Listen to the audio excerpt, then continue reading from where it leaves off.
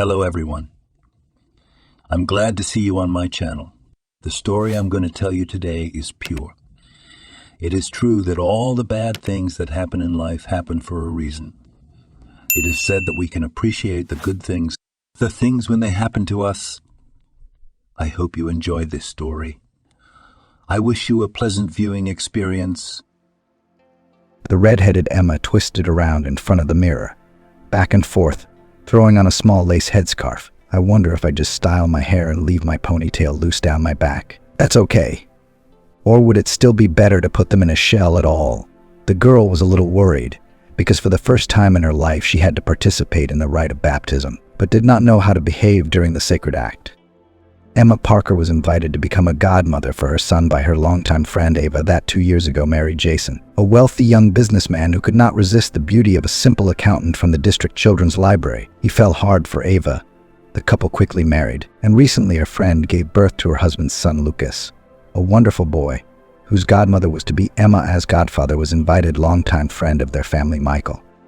The man was flattered by Jason and Ava's proposal, so he gladly agreed. Everyone hoped that Michael, if anything, would tell the girl what to do, since he had much more experience in this area. The man has already become a godfather for 3 children of his close friends, having finally settled on an elegant closed long-sleeve dress and a high hairstyle, which Emma planned to hide under a neat and modest kerchief. The girl stepped away from the mirror with satisfaction. Okay, Emma nodded and took one last meticulous look at herself from head to toe. I'm sure there have been worse godparents. Handle my duties I can. Anyway, I don't have a floor-length dress, so I'll have to go in this one. The girl picked up her small purse and hurried outside, where her favorite fiancé, Ryan, was already waiting for her. So, my fairy godmother, are you ready? He jokingly asked Emma and kissed her on the tip of her nose. I hope more yes than no, Emma replied with an amused grimace. She gave Ryan a gentle smile. The girl was madly in love with her boyfriend. I feel like everyone will see my knees shaking at the ceremony. I'm worried. And you don't worry, Ryan reassured her and gently put his arm around his bride's waist. Somehow I'm not 100%, but 250% sure you'll make a great godmother. Really, the girl looked at her lover with slight disbelief. Or is this your way of trying to cheer me up? You know, Ryan, I sometimes don't know when you're being serious and when you're joking. Emma sighed and Ryan turned her around to face him and gently took her by the shoulders. I absolutely meant it. Emma, look, honey, look me straight in the eye. You'll see. Lucas won't even cry in your arms. Do you believe me? She looked confused, then fluttered her long lashes a couple times. Yes, her face brightened with a smile. That's great, Ryan nodded. Let's hurry up or Ava will start calling you. You said yourself she likes to keep things under control. The last thing they needed was to get out of her schedule. The young people got into a cab and drove to the temple where the ritual was to take place. Emma was 26 years old and Ryan was a little older. He turned 28 this year. The guy and the girl were very much in love with each other and were planning to get married soon. Emma worked as a nurse in a private clinic, and she really liked her job. The girl believed that she could not help people. She had such a compassionate nature. In addition, she sincerely believed that the ability to medicine passed directly to her from her birth mother. Mary Johnson has worked for 30 years as a general practitioner in one of the city's clinics, and just like her daughter, sincerely loved her work. Emma's family was, though, the most ordinary, but very friendly. The parents of the girl always supported each other and never quarreled even over trifles. Emma sometimes even wondered how they managed to solve all the most difficult situations peacefully. For all their mutual love, they were so different. Emma's father, John Johnson, worked as a truck driver for many years, until once, a year ago, a fateful fall night, did not get into a terrible accident, which made a 56-year-old man, still recently full of strength and health, wheelchair-bound. Though doctors at the time told him and his mother that it was, in general, a miracle that their husband and father had survived such a car accident at all. The truck slid along the unstable wet road for a few dozen meters before hitting the iron breaker and collapsing into the ditch. However, this was little consolation to the father of the family, for Johnson Sir had completely lost sensation in his legs, and as a consequence, the ability to walk. You just don't give up hope, Dr. Smith warned them and John Johnson at the time. Not all is lost yet. There are specialists in our city who can perform the appropriate surgery. Then the chances of your husband's recovery will increase significantly. But you understand, such a complex operation will cost money. I can honestly tell you, a lot of money. Mary Johnson and Emma herself were terribly upset. The amount named by the attending physician of his father was for them at that time simply unaffordable. However, John Johnson himself did not intend to give up without a fight. Nothing. Girls, now I will pass the medical commission. I will be assigned a pension. There we will do the same as all decent people, to save. God willing, in a year or two we will collect the necessary amount. The women then supported the cheerful mood of their man, but it did not last long. The further they went on, the clearer it became that they would hardly be able to save so much money. Deep down, all members of the Johnson family realized that the operation was probably doomed to failure. But nevertheless, none of them dared to say it out loud. Everyone just did their work and hoped that the money they had saved would be enough for at least part of the operation. And they wanted to pay for the other half by taking out a loan. When Emma managed to get a job as a nurse in a private medical center, the girls' mood improved noticeably. They paid more there than in the city hospitals, and the working conditions were much better. For the first time, the young nurse began to think that they might be able to raise most of the money for her father's operation on their own, without the help of the bank. It made her heart beat faster with joy. A special place in Emma's soul and life, of course, was Ryan, Emma's fiancé. He worked as a manager in a trading firm selling water and heating equipment for private households and business centers of big cities. The guy didn't get rich, of course. However, the money received from work was enough to rent a decent apartment and the opportunity to travel once a year during a vacation to the sea. The family was proud of their Ryan. Few of her acquaintances had such a modest, kind, intelligent, and charming fiancé. The couple planned to get married next month. The young people had already applied to the registry office and were now preparing for the upcoming celebration. Like any girl in love, Emma experienced an incredible mental high, and therefore most of the time was in an exceptionally good mood. This, however, did not cancel the fact that she also constantly felt a slight anxiety and nervousness. After all, a huge part of the troubles associated with the organization of the wedding lay on her fragile shoulders.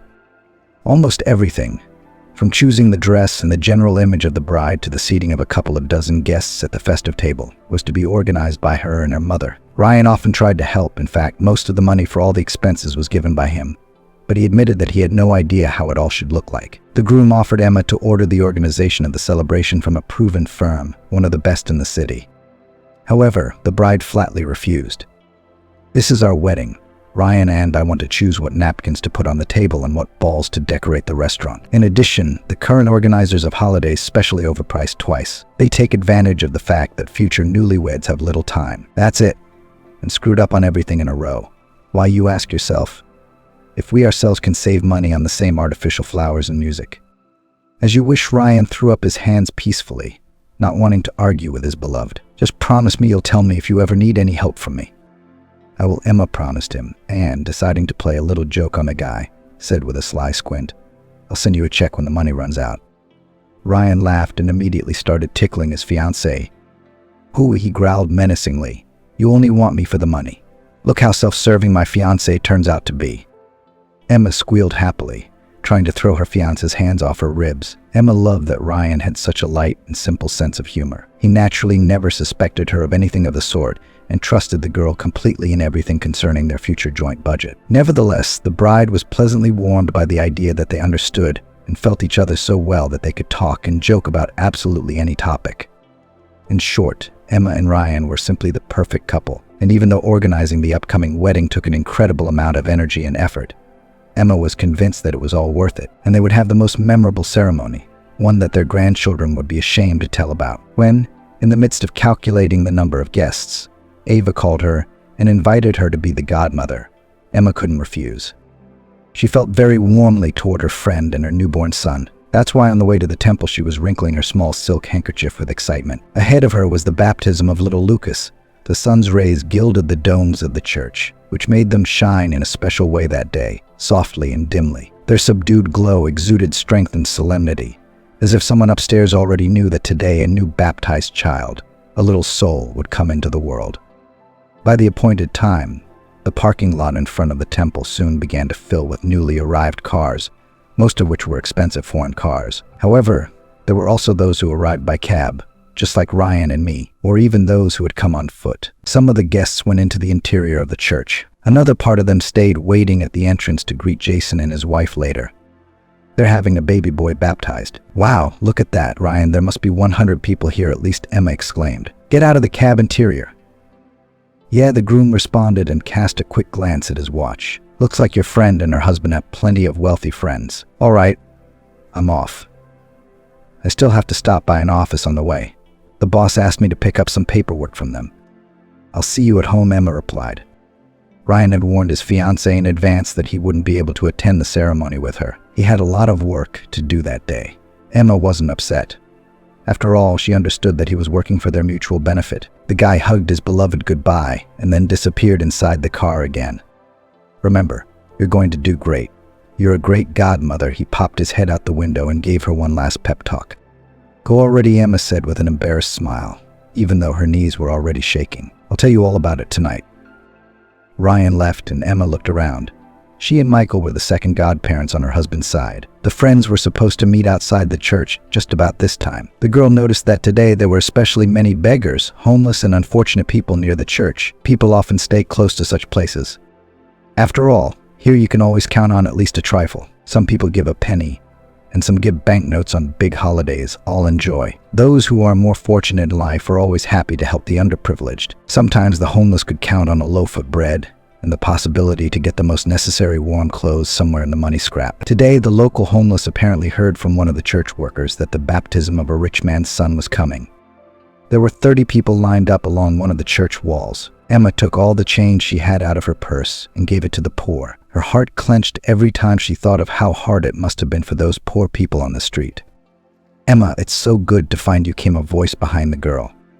Michael, she greeted the acquaintance, and together they made their way to the temple, where the sacrament of baptism was just beginning. To Emma's great relief, the rite went smoothly. Lucas, of course, screamed when the bishop began to dip him in the font, but as soon as he wrapped the baby in a towel and handed him into Emma's arms, the boy immediately quieted down. While the girl thought to herself, this worked out just like Ryan said it would, so I really could be a good godmother for this baby. Ava, Jason, congratulations. Your Lucas now has a guardian angel spreading his wings behind him, Emma said happily as she handed the dozing baby to his mother. Did it go well? He didn't cry too much, Ava asked excitedly, gazing into her sleeping son's face.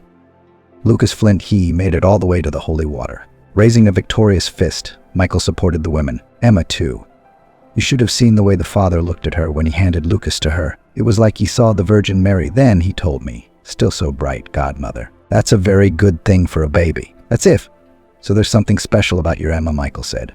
Emma blushed with embarrassment and hurriedly turned the conversation from her person back to Lucas. A short time later, as Emma was coming down the steps of the church, an old beggar squeezed his way through the crowd. At first, Emma thought it was one of those poor people asking for alms, but the old man, who looked to be about 70 years old, just stood silently looking at the girl without making any attempt to speak to her or ask her for money. The old man, dressed in simple, worn almost to holes, dark gray pants, a vaguely colored shirt, and a light sports jacket, looked at Emma with inexpressible longing in his eyes. It even seemed to the nurse that the beggar's face was vaguely familiar to her. However, the girl was quite sure that she did not know this man and had never met him before. Excuse me, is there anything I can help you with?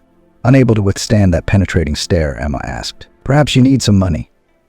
I think I had a few bills left over. The new godmother started rummaging through her purse. But then out of the corner of her eye, she noticed the old man shake his head.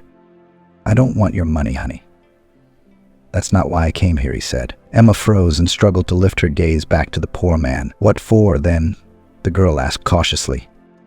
The elderly man looked around and then stepped a little closer to the nurse and said quietly, Your fiancé, Ryan, you don't know, and neither does he. But anyway, he's very rich. You know, Emma recoiled. What is he talking about?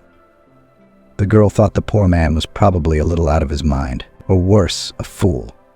However, the man didn't think to stop. The father of that boy you baptized today, he didn't just become rich. Once I myself, without realizing it, unwittingly helped his family. It was a long time ago, but that's not even the point. Honey, I am your fiance's father. The astonished Emma didn't know what to think. She wanted to ask the old man more, but the crowd of people meeting Jason and Ava pushed the beggar aside, and he quickly disappeared from sight. She walked home as if she were half asleep. She couldn't get the strange beggar out of her head. No, it can't be, Emma thought to herself. On the other hand, he didn't look like a madman or a crook. There was no point in telling her that when she knew perfectly well that Ryan was. But on the other hand, he did say his name. How could a poor man know such personal information? Emma remembered exactly how she'd met her fiancé. She and Ryan had met a year ago at a birthday party for one of Emma's college friends. They'd bumped into each other by chance as they were both walking toward the picturesque little lake near the friend's country home, where the party was being held. When Emma saw Ryan, tall and slender, and looked into his sky-blue eyes, her heart melted, and she felt a strong sympathy for him. Ryan, too, was captivated by Emma as soon as he heard her gentle voice and saw her long, perfectly blonde hair. The young people realized that they had a lot in common. They both liked the same books, and in terms of movies, their tastes were similar. Emma, despite her work as a nurse, just loved to read poetry of the Silver Age, and Ryan called Pushkin and Hemingway his favorite writers. That moonlit night on the lake was the beginning of their tender and incredibly romantic relationship. Ryan was always trying to surprise Emma with something and sometimes made great efforts to do so. So one day he decided to organize his beloved a real evening of Spanish passion. He got a guitar, a faux costume with a belt and a wide-brimmed hat, and rented a truck with a cradle from the local housing office. Emma was just about to go to bed when she heard first a strange mechanical creak outside her window, and then long notes that sounded suspiciously like Spanish serenade tunes. Carefully approaching the window, the girl slowly pulled back the curtain and almost burst out laughing. Standing in front of her in a construction cradle was her Ryan, in the national costume of a Spanish street singer, panting desperately in an attempt to imitate the Latin American pronunciation of the words of the song. "Oh my God," Emma whispered, looking back at the same time. "My parents are going to hear. What are you doing here at this hour? Have you lost your mind?" "Yes, I am mad with passion for you, my dear Beatrice," stretching the vowels and touching lightly the strings of the guitar, sang her lover. The girl laughed softly and helped the lad climb over the windowsill to her room. "You're kidding.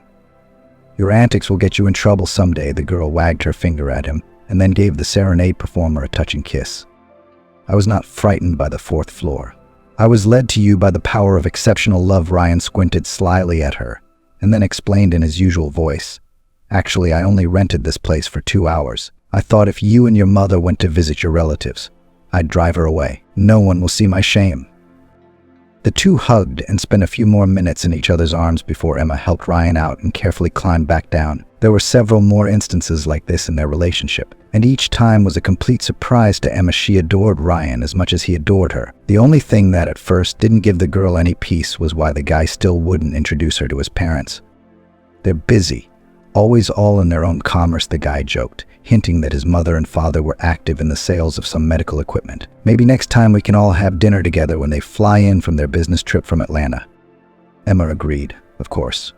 But still, in the back of her mind, she couldn't help but be plagued by some strange feeling that there was something wrong with the story about her Ryan's parents. Finally, after another refusal of the guy to communicate with his relatives, Emma couldn't stand it and asked her lover directly, "Stop telling me noodles. Ryan explained to me where your mother and father are. You've been promising me to meet them for 6 months, and every time you do, you make up some ridiculous excuse instead. What's going on? We promised we'd never lie to each other." Ryan lowered his head and then said in a muffled voice, "I'm sorry, Emma. It's just that I didn't want you to think that I was some kind of something I wasn't. That I wasn't worthy of you." "What are you talking about?" The girl didn't understand. "Why can't you be worthy of me? What kind of nonsense is that?" The guy sighed heavily before answering and looked somewhere in the distance past his girlfriend. "See, you have such great parents. Mom's a therapist, Dad's a real fighter, fighting for his health. What kind of fortitude do you have to have? So what? Your parents are doing good work, too. You said so yourself." "I don't have parents," Ryan cut her off abruptly. "And you never have. I lied to you. Thought you wouldn't date me if you knew I was an orphan." Emma froze for a second, unable to move at the realization of the truth revealed to her. "So you're an orphan?" she asked slowly. "Yes," Ryan nodded. "I've always lived in an orphanage for as long as I can remember. I'm sorry, I was really scared you'd fall out of love with me if you found out the truth." Emma silently hugged her lover and cradled his head against her chest. "How weird are you, Ryan? How could I stop loving you over something like that? What kind of situations do people have in life? And then, an orphanage isn't the same as, say, prison. If you told me you were in prison for stealing, I'd think twice. But here, you've read so many books, honey. Haven't you realized that many great and wonderful people were brought up in orphanages? Not all of them had families, it's true. But that didn't stop them from growing up and becoming very good people. The girl felt Ryan squeeze her tighter in his arms. "You know what, Emma? I never told you this, but I thank God every day that I met you. If it wasn't for you coming into my life, it would have stayed like this forever. I don't know. Empty, I guess, without any higher meaning." Emma pulled away from the boy and looked into his clear eyes. "And now it turns out there is meaning." Ryan smiled genuinely, a little childishly. "It turns out there is. You're home, you're my ultimate meaning now." They never returned to the subject again. Immersed in her memories, Emma walked a few more meters when suddenly she felt the ground literally float away from under her feet. It was all the fault of the sudden dizziness that had caught the girl in the middle of the busy street. Oh, she groaned quietly, at the same time trying to grab the corner of the house she was passing near at that moment. However, she stumbled back and, unable to feel her own body, slowly settled down on the asphalt. "Young lady, are you ill?" someone called out to Emma. For a fraction of an instant, Emma still tried to resist the dizziness, but the sticky maelstrom of deep fainting swiftly drew the young nurse into its unconscious net. Immediately around her, there were several more excited female screams, but Emma could no longer hear them. At breakneck speed, the young woman was plunged into endless blackness, and her last thought was only one thing. "That's it. I'm sorry, Ryan." When Emma regained consciousness some time later and slowly opened her eyes, she thought for the first moment that she had gone blind, so bright was the chamber in which she had been placed. Daylight bulbs built into the panel shone brightly on the girl from the ceiling, making her surroundings seem blurry and causing her to feel negative. After the clammy and cold darkness, the unnaturally white light seemed no less, if not much more agony. To the girl's right stood several massive devices, one of which was constantly emitting a subtle and unpleasant beeping sound. Barely turning her head, Emma realized that this was the way her heart rate was being measured. "Here comes our mysterious patient awake," said an elderly doctor, entering the room after a while. In his hands, Emma noticed a small red folder, in which there were some sheets with prescriptions of drugs, as well as the results of the girl's tests, which the doctor studied with undisguised interest. "Doctor, what's wrong with me?" "How did I end up here?" Emma asked, slowly uttering each word. The girl felt incredibly tired, as if she had done hard work. "And you don't remember anything?" the man inquired, but did not press the patient, and almost immediately added, "You passed out in the middle of the street. Fortunately, we found sympathetic people and called an ambulance for you. You can rest easy now. Your life is not in danger." Fainted, Emma repeated slowly after him.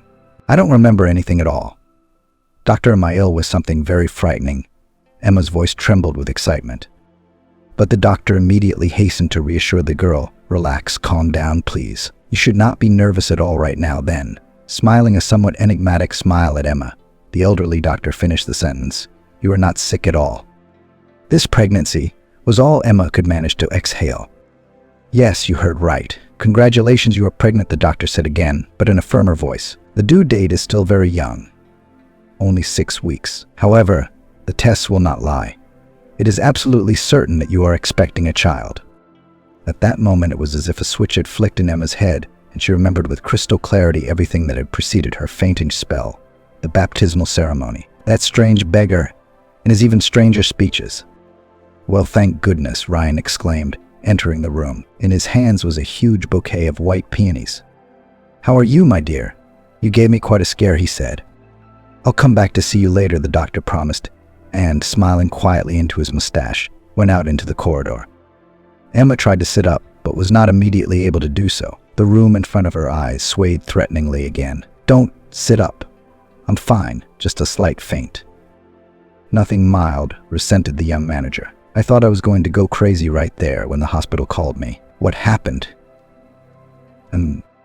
Emma thought for a second, then decided she shouldn't tell her fiancé about that beggar just yet. Instead, she gave Ryan the glad tidings. "You know, Ryan, why can you really start getting ready already?" she asked with a low-key laugh. Ava added and smiled. "How happy is that? I can't believe it," Ryan kept repeating. "I'm going to be a dad.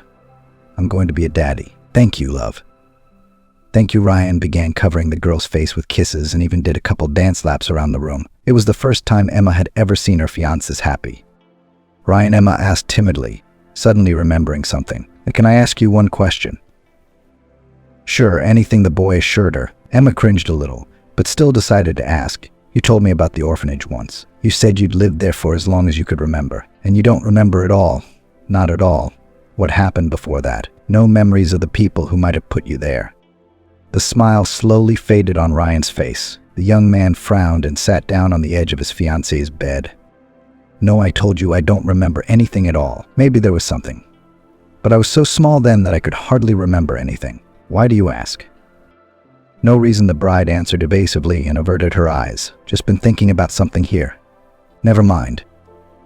It's all nonsense. The girl bit her lip and wondered if the strange old man's confession could be true, even partially. In the end, Emma decided to find the beggar and find out everything from him so that there would be no mistake. A couple days later, Emma was released from the hospital. She excused herself from work and went in search of the mysterious poor man. The first thing the girl did, of course, went to the very church where her friend's son was baptized and where she saw the man she needed so much now.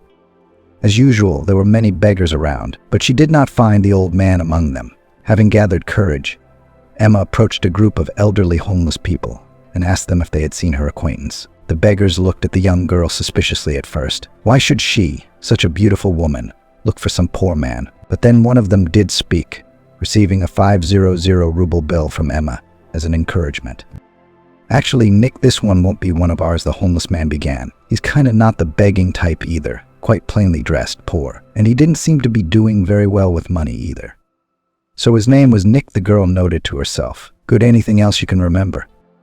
Another homeless man in his 60s on crutches said slowly, obviously remembering some details. He seemed to be a commuter from the region. He said, I want to confess in the temple.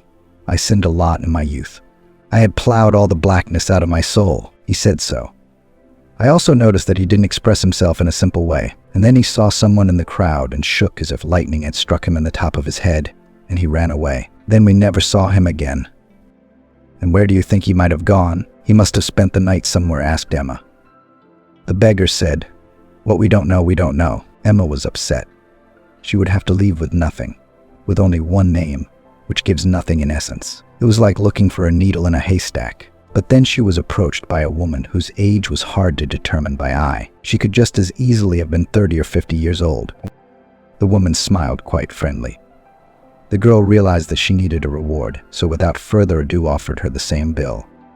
The man you're looking for is staying at a cheap hostel in the corner of Giant Street, the woman said in a husky voice. I saw him go in there myself. He had a gym bag on his shoulder, a small one. So he won't be here long. You should hurry if you want to catch him in time. Thank you, Emma thanked the woman heartily and took a quick step in the direction indicated. The homeless woman wasn't lying. As Emma approached the table, she saw the same old man who had introduced himself as Ryan's father. The man was sitting on a bench in front of an unremarkable building, smoking thoughtfully. There you are. Did I find you after all? Emma exhaled excitedly and literally fell next to the old man on the bench. Yeah, I wasn't in much of a hurry to get anywhere, the man said, letting out a cloud of smoke. I'll be leaving today, sweetheart. Don't worry. I won't bother you and Ryan again. I understand you're his fiancé, right? Emma corrected the old man. We were going to get married next month. But how do you know my fiancé after all? Why did you call yourself his father? Please tell me. I really need to know. Ryan said he was an orphan and that he never knew his parents. Mind you, I'm not leaving here until I know the truth. Emma bravely lifted her chin and prepared to hear any answer but a negative one. To her surprise, the elderly poor man uttered, Let's go to my room. Honey, what's your name? Emma, the girl said in surprise. So you'll help me? The old man squinted, replied, Nurse, what do you think I came to this town for? A short time later, Emma and Mark Spencer, that was the beggar's name, were sitting in the cramped kitchen of the hotel room, drinking strong tea that the older man had made from tea bags. Emma listened attentively to his story.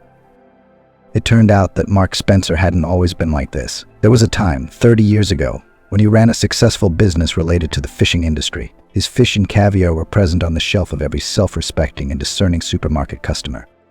The businessman's products were very popular and even had a wide advertising campaign on television. Mark Spencer had everything a healthy, strong, and purposeful man of his age could dream of. A huge luxury mansion on 3 floors with a swimming pool and billiard room. Reliable, stable business flourished in the sphere.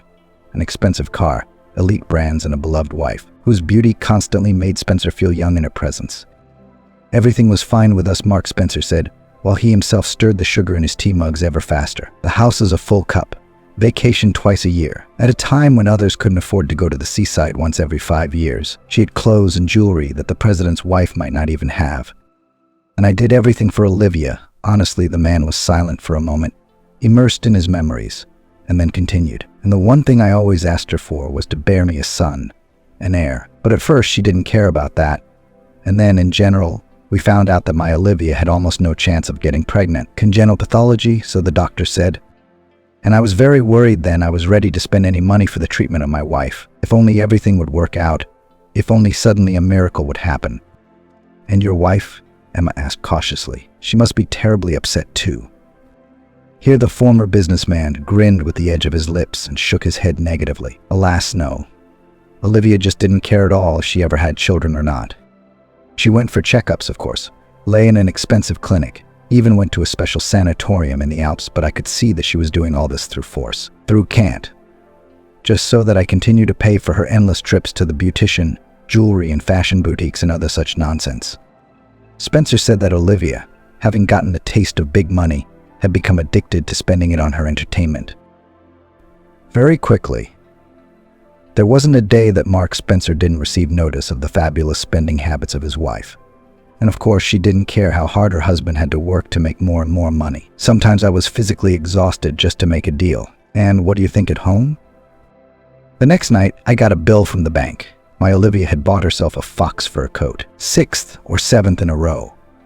I lost count. The old man confided to Emma. Emma could not believe that what this beggar was telling her could be pure truth. The girl was tormented by the question, how could he have fallen into such deplorable circumstances in life? Sometimes I don't understand how she could turn so quickly from a simple, a little naive, but kind and loving girl into what she became at the end of our marriage, Spencer lamented. I brought her from the backwoods. I thought if her heart was pure, she wouldn't have that thirst. How wrong was I? The former businessman said that it took several more years before he finally realized that he would never have children with his wife. Meanwhile, time passed. He had already turned 45. And the businessman was well aware that in 10 to 15 years he would still need a successor, someone to whom he could hand over the management of the company. And then I thought, what do I have to lose? Who cares how I have a son if I finally have at least one single person by my side who I hoped would love me as a father, as a dad, and not as a walking sack of money desperate. Mark Spencer wanted to take the boy from the orphanage and even began to collect all the necessary documents. When the news of his wife's pregnancy hit him like a thunderclap. You can't imagine what I experienced then. The former businessman shared his heartbreak with his girlfriend. This is an incredible feeling for a man, the opportunity to become a father, and even a native son. Can you imagine? True, Olivia my whole term suffered from toxicosis and other female troubles, but at the end of the day, at least I was happy. My wife, when it came to childbirth, scolded terribly. She was ready to burn me with a look. But I told her clearly, be patient.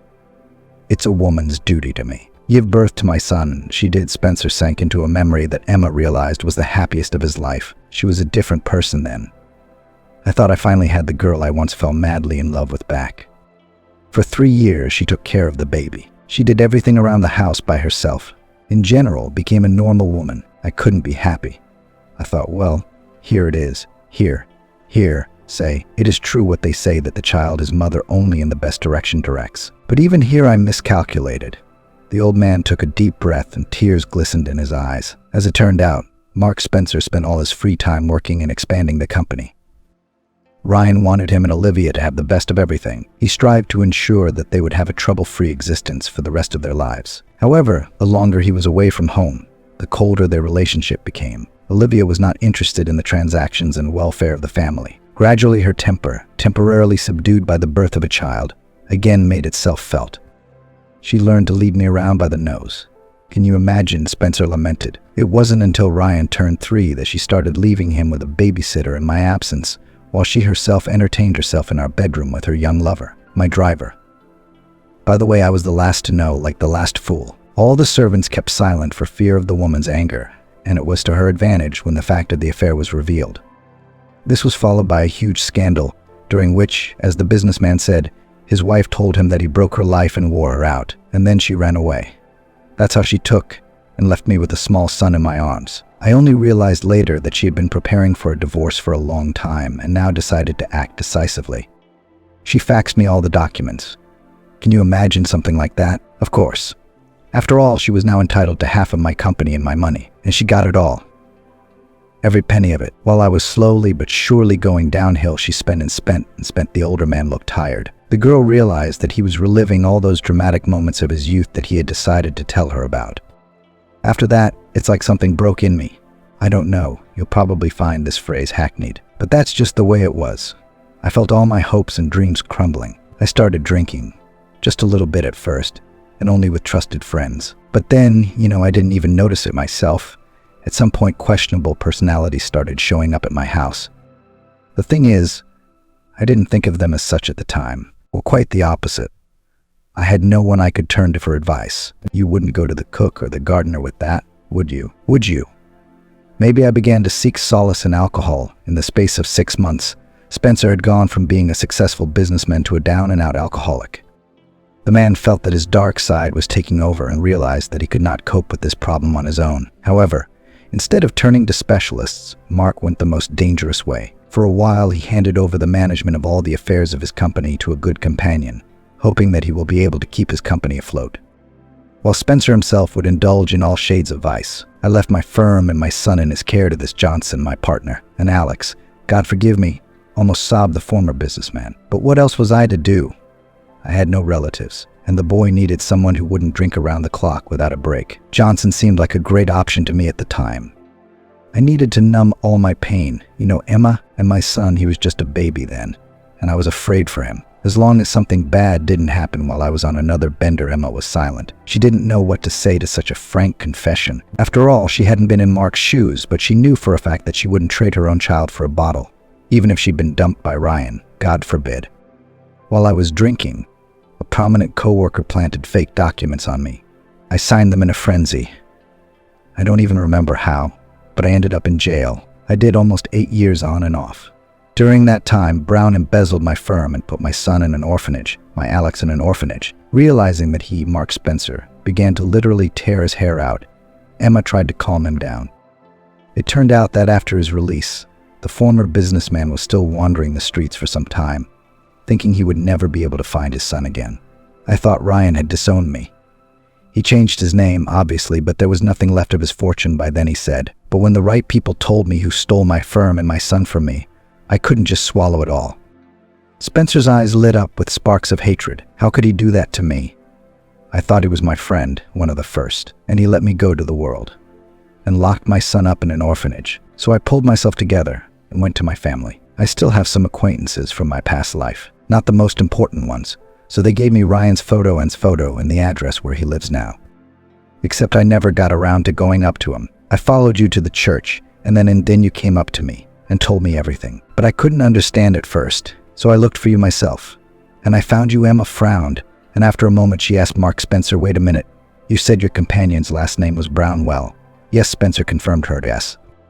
The boy you became godmother to the other day is Michael's grandson. I mean Jason Brown, his son, the man said. Michael's son, Emma marveled.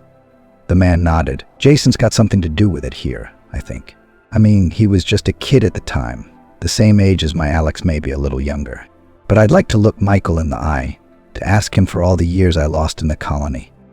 Emma thought for a moment, then said, I think that can be arranged.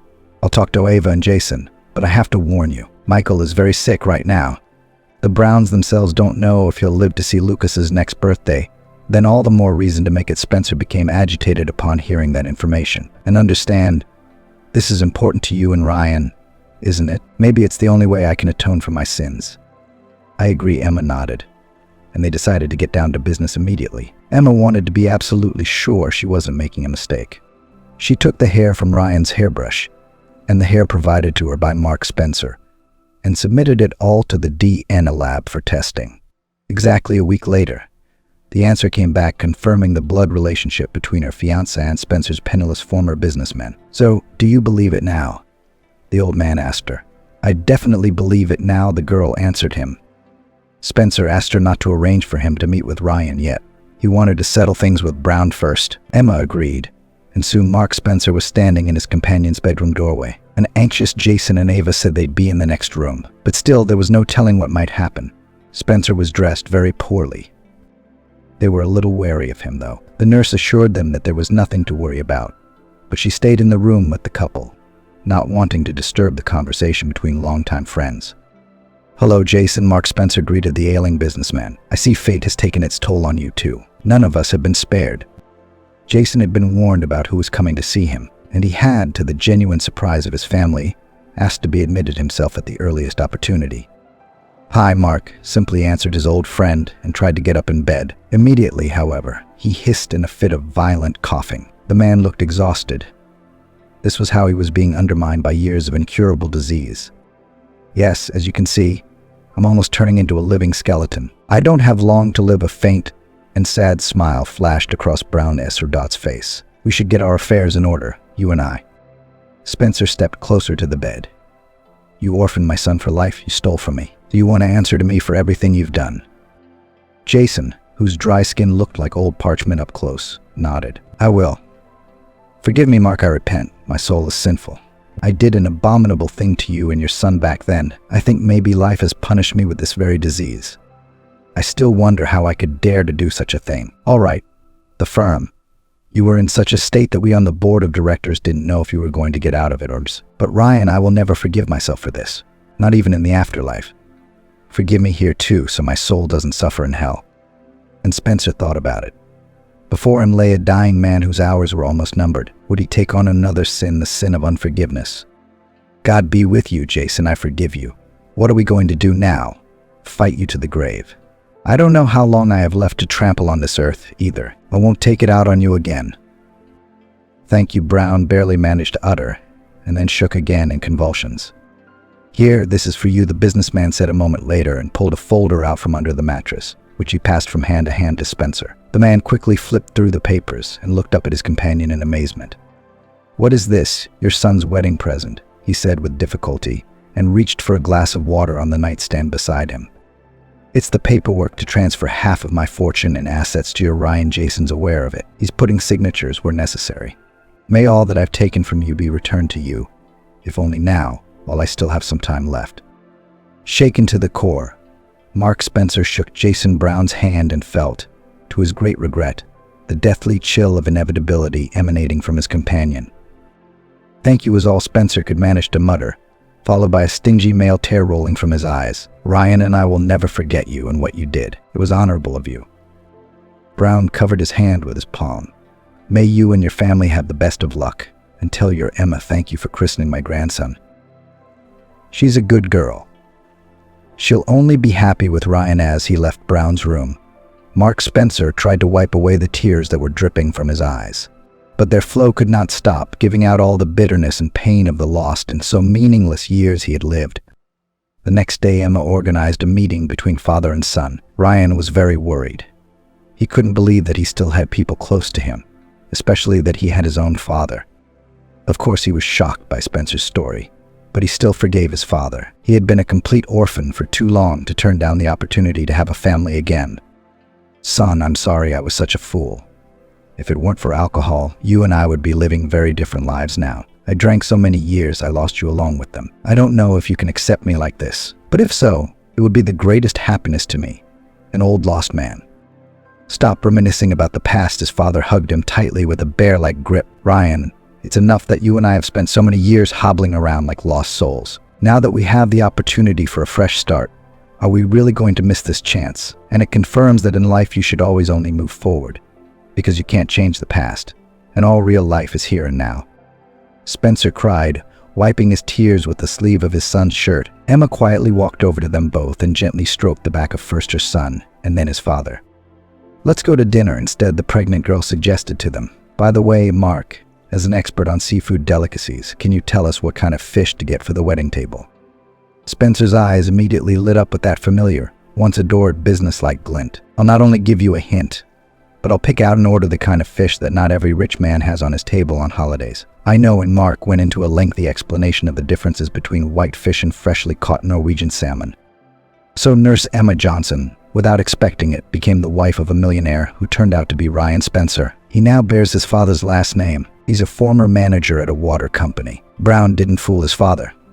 Jason actually gave exactly half of his fortune to Emma's fiancé, and so they became as rich as few of them could have imagined. Emma and Ryan's wedding thundered into town with a bright, beautiful event. All of the couple's friends and their closest relatives were there. Emma's father had that very same paid surgery. Now he can walk again, so far, however, only with a stick. But he is already planning their common family vacation on the Atlantic coast. The man is happy and is no longer going to change his family even for the most well-paid flight. Ava herself smoothly transitioned from the honeymoon to maternity leave. After the due date, the girl gave birth to a wonderful baby boy, who was named Kevin. Now she, along with her husband's son and their common parents, lives in a large and incredibly beautiful stone and wood house in country style, which the Spencers bought almost as soon as they received their share of Robert Smith's capital. "Here, daughter," Mark Spencer said to her, handing her the keys in the sunshine. "Live now as the fish magnates lived in their time. The Spencers. Just love your husband and don't forget that humanity and respect are far more important than any money," her father-in-law chastised her, smiling. "I swear that your son and I will always respect and accept each other and support each other as if we have forever ahead of us," the young mother promised him, adjusting the soft envelope in which her sweet Kevin slept peacefully, surrounded by his mother's warmth. As for Ryan, he left the firm where he worked and fully immersed himself in his own project, for the development of which he always lacked time and financial resources. Now the young man is conducting his own research in the field of innovative software, which, if he calculates everything correctly, can radically change the existing market of computer programs and will bring a lot of benefits to the domestic industry. Every year on one fresh spring day, the Spencer family now goes to the cemetery, where they care for Robert Smith's grave in the same manner as the Brown family. Emma, Ryan, and Mark Spencer have not forgotten Jason's father's act, and, oddly enough, continue to be grateful to him. Emma secretly hopes that her son and little Brown will eventually develop a strong friendship that will grow from childhood affection into a strong brotherly feeling. Stay with their boys for life.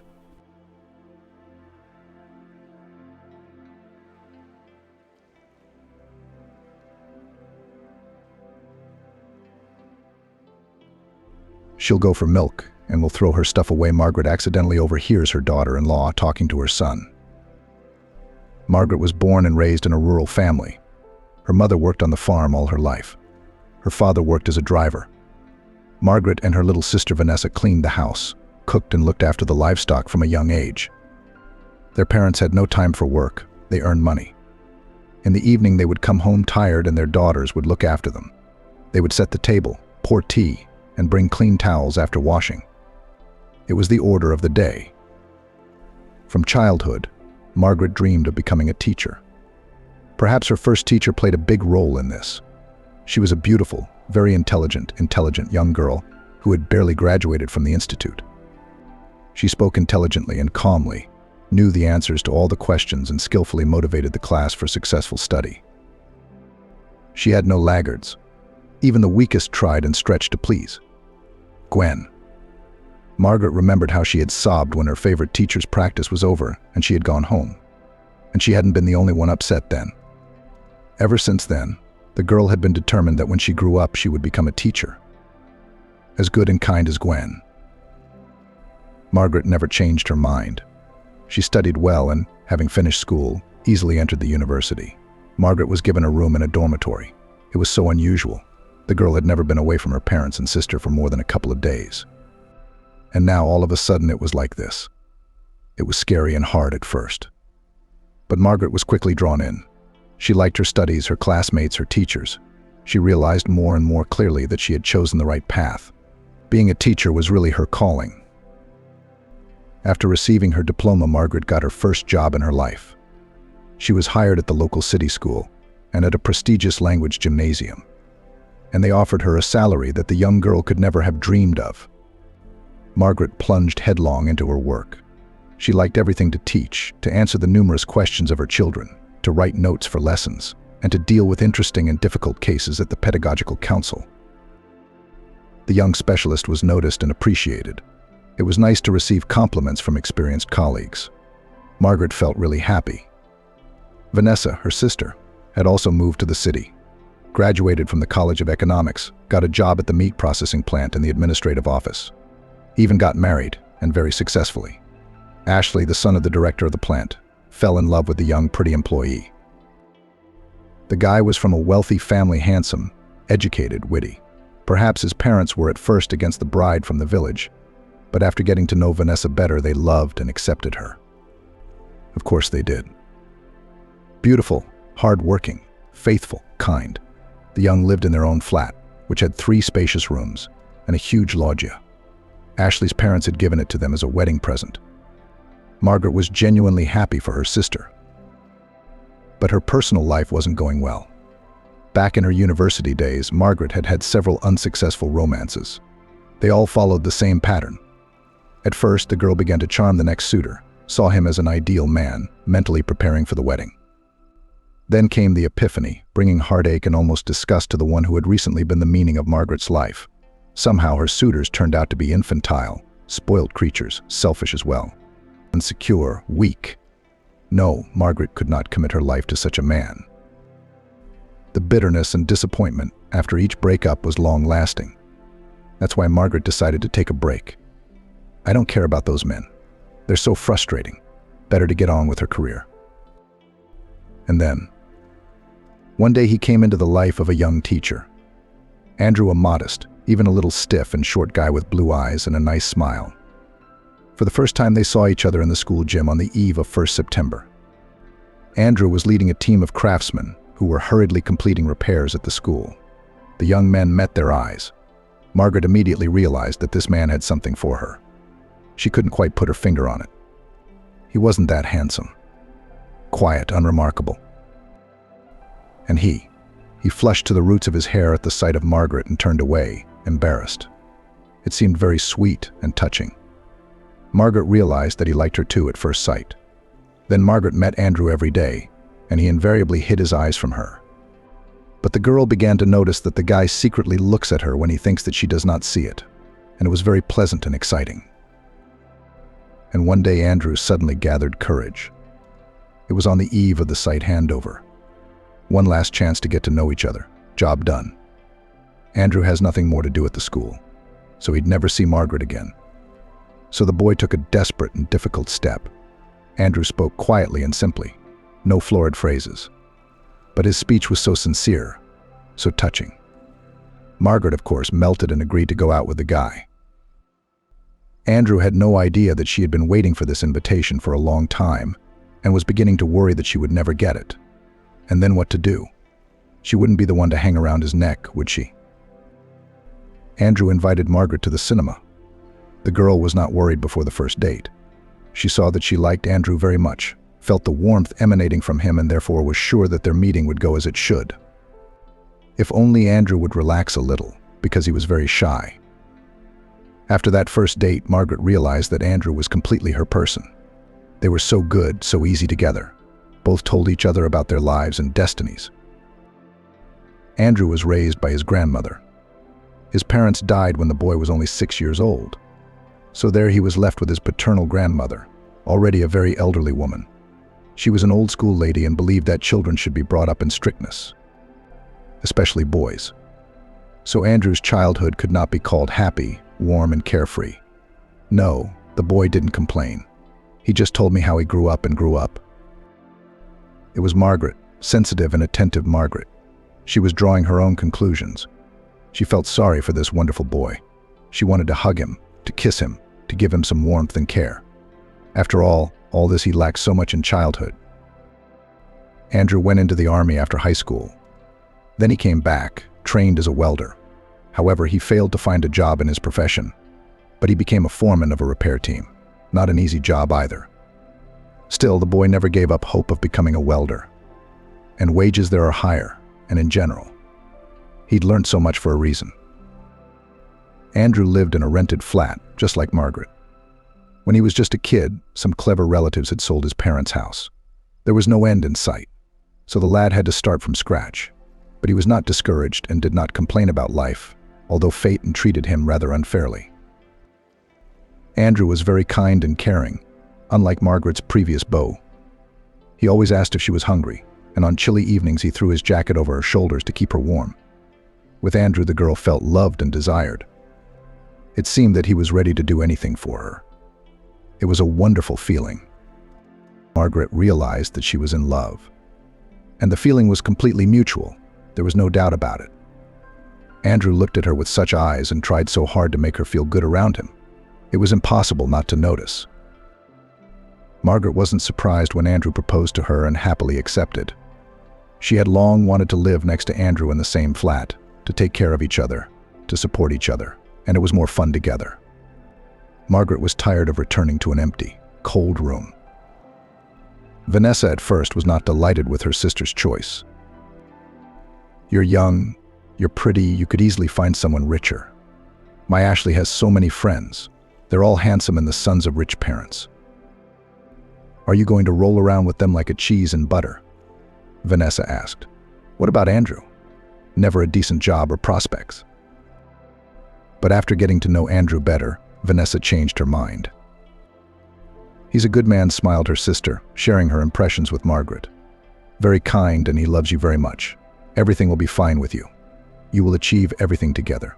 You can't miss a man like that. I'm so happy for you. Andrew and Margaret got married. They lived in his rented flat, and Margaret's golden years began.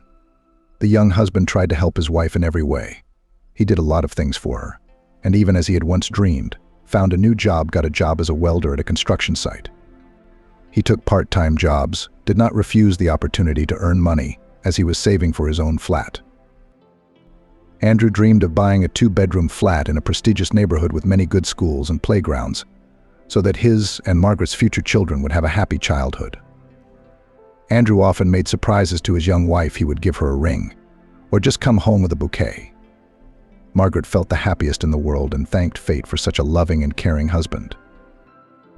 The young couple spent hours talking about everything in the world, discussing films, stories from the lives of friends or relatives, making plans. Sometimes they argued, but always found a compromise. They liked the same films and books. Both discovered something new and interesting to each other. For example, with Andrew, Margaret became interested in hiking in the woods, and Andrew, thanks to his young wife, fell in love with the theater. Margaret was sure that she and Andrew were soulmates, halves of the same whole. Even though the couple lived poorly, they had enough to live on. Both did not seek excesses like a luxury car or annual trips to the sea.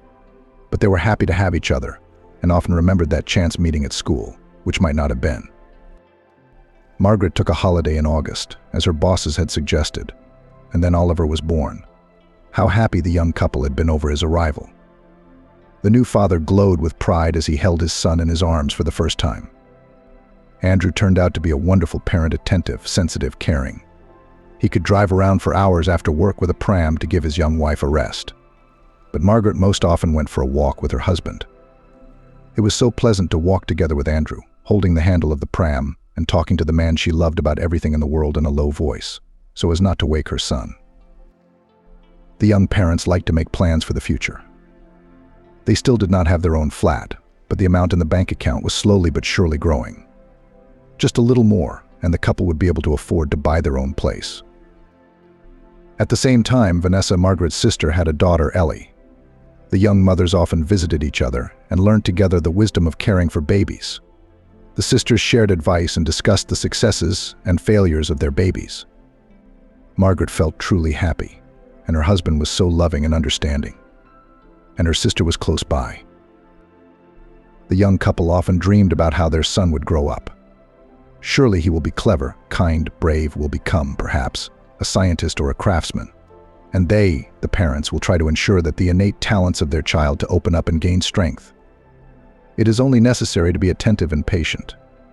Andrew planned to do a lot with his son, to support him, always be there for him. In a difficult moment, Margaret was happy about it. On the soul was easy and calm. The two of them would manage. The child will grow up a good man. But the dreams of the couple were not destined to come true. A few years after the birth of their son, misfortunes one after another fell on their small family. First came the financial crisis, as a result of which the couple's savings depreciated. They were only a short time away from buying their own flat. The goal was so close. But after what had happened, the money accumulated in the account could only buy a couple of winter jackets, and that only if they were very lucky. Oliver had already started kindergarten. Margaret was out of maternity leave. The couple had a hard time getting over what had happened, even crying. Andrew couldn't help crying either. He thought that his wife did not see, but she noticed everything. The man even looked for a flat, the one he had dreamed of for a long time. A spacious 2-bedroom apartment not far from a large school and a sports center where Oliver could go swimming. And then it was a blow. But there was no time for despondency. Times were tough. Margaret's salary at the school had been delayed for months. Things were not going well at the building site either. Andrew's main income was now part-time work. The man spent all day long on them to feed his family. As time went on, Oliver grew up and it was time for him to go to first grade. The family seemed to be adjusting to the new conditions. Andrew's part-time job kept them afloat. The man was making plans for his own flat again. There were hopes for a better life, glimmered ahead of a happy future. Then tragedy struck at the construction site. Andrew was moonlighting. The owners of the site were economizing on everything and didn't care much about safety. Andrew knew he was taking a risk, but he was always careful and acted as carefully as possible. But this time, during the construction of a supermarket building, a man fell from the 3rd floor directly onto the concrete blocks piled up below. Of course, Andrew didn't survive. The paramedics who arrived could only pronounce him dead. Margaret wasn't told the terrible news until the morning. For her, the whole world turned upside down and faded away. She could not even cry for a long time. The woman felt her heart and soul literally torn in two. It didn't feel like living. How and why get up in the morning, if there is now no nearest and dearest person? Margaret realized that she would never meet anyone like Andrew again. There was no one else like him. And she didn't need anyone else. She missed his smile, his look, his smell, his warmth. Physically, it was painful from the impossibility to embrace the person she loved. There were his things around: clothes, books, glasses. But Andrew himself would never come home again, hug her and her son, joke with them. How to accept that? To dull the pain, Margaret even took up the bottle. Margaret realized, of course, that this was a dead end. But at that moment, she didn't care, just as long as she could get rid of the unbearable pain for a moment. There was no telling what would have happened to the woman if it hadn't been for Vanessa. She took Oliver in for a while. She had seen that his mother was not only unable to look after the child, but couldn't even manage herself. Margaret didn't care. Oliver was taken away, and that was fine. She didn't even think about her own child's feelings, but he was in pain and scared too. What brought Margaret back to life, oddly enough, was Oliver's illness.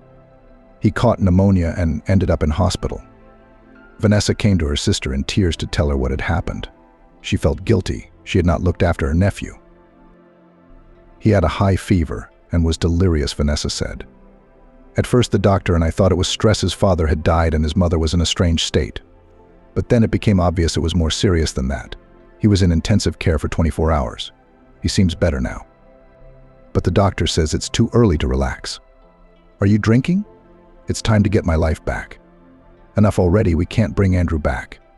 We're going to lose another boy. The situation brought Margaret back to life. She was scared for her son, more scared than she'd ever been in her life. She pulled herself together, stopped drinking, regained her job, and of course, became a caring and loving mother again. Every day, Margaret now traveled to see her son in hospital.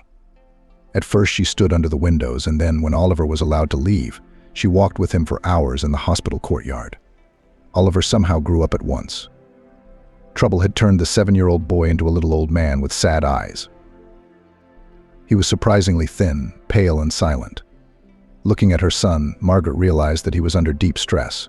Her baby is traumatized and needs a strong mother. And she, Margaret, had given up, drowning in her own grief, forgetting about the person who needed her support. From then on, Margaret became the perfect mother, attentive, fully focused on her son, caring. Margaret could not stay in the city. The rent was too expensive. The woman did not earn so much. She had to return to the village. Her father was gone. His life was taken by a heart attack 2 years earlier. And her mother, the elderly Maggie, was in great need of support and care. It was getting hard for her to manage the household on her own. So Margaret's move came at a good time. Oliver went to first grade at the village school. Margaret took a job as a teacher. But soon she had to think about changing jobs. The salaries at the school were very different from those at the city grammar school.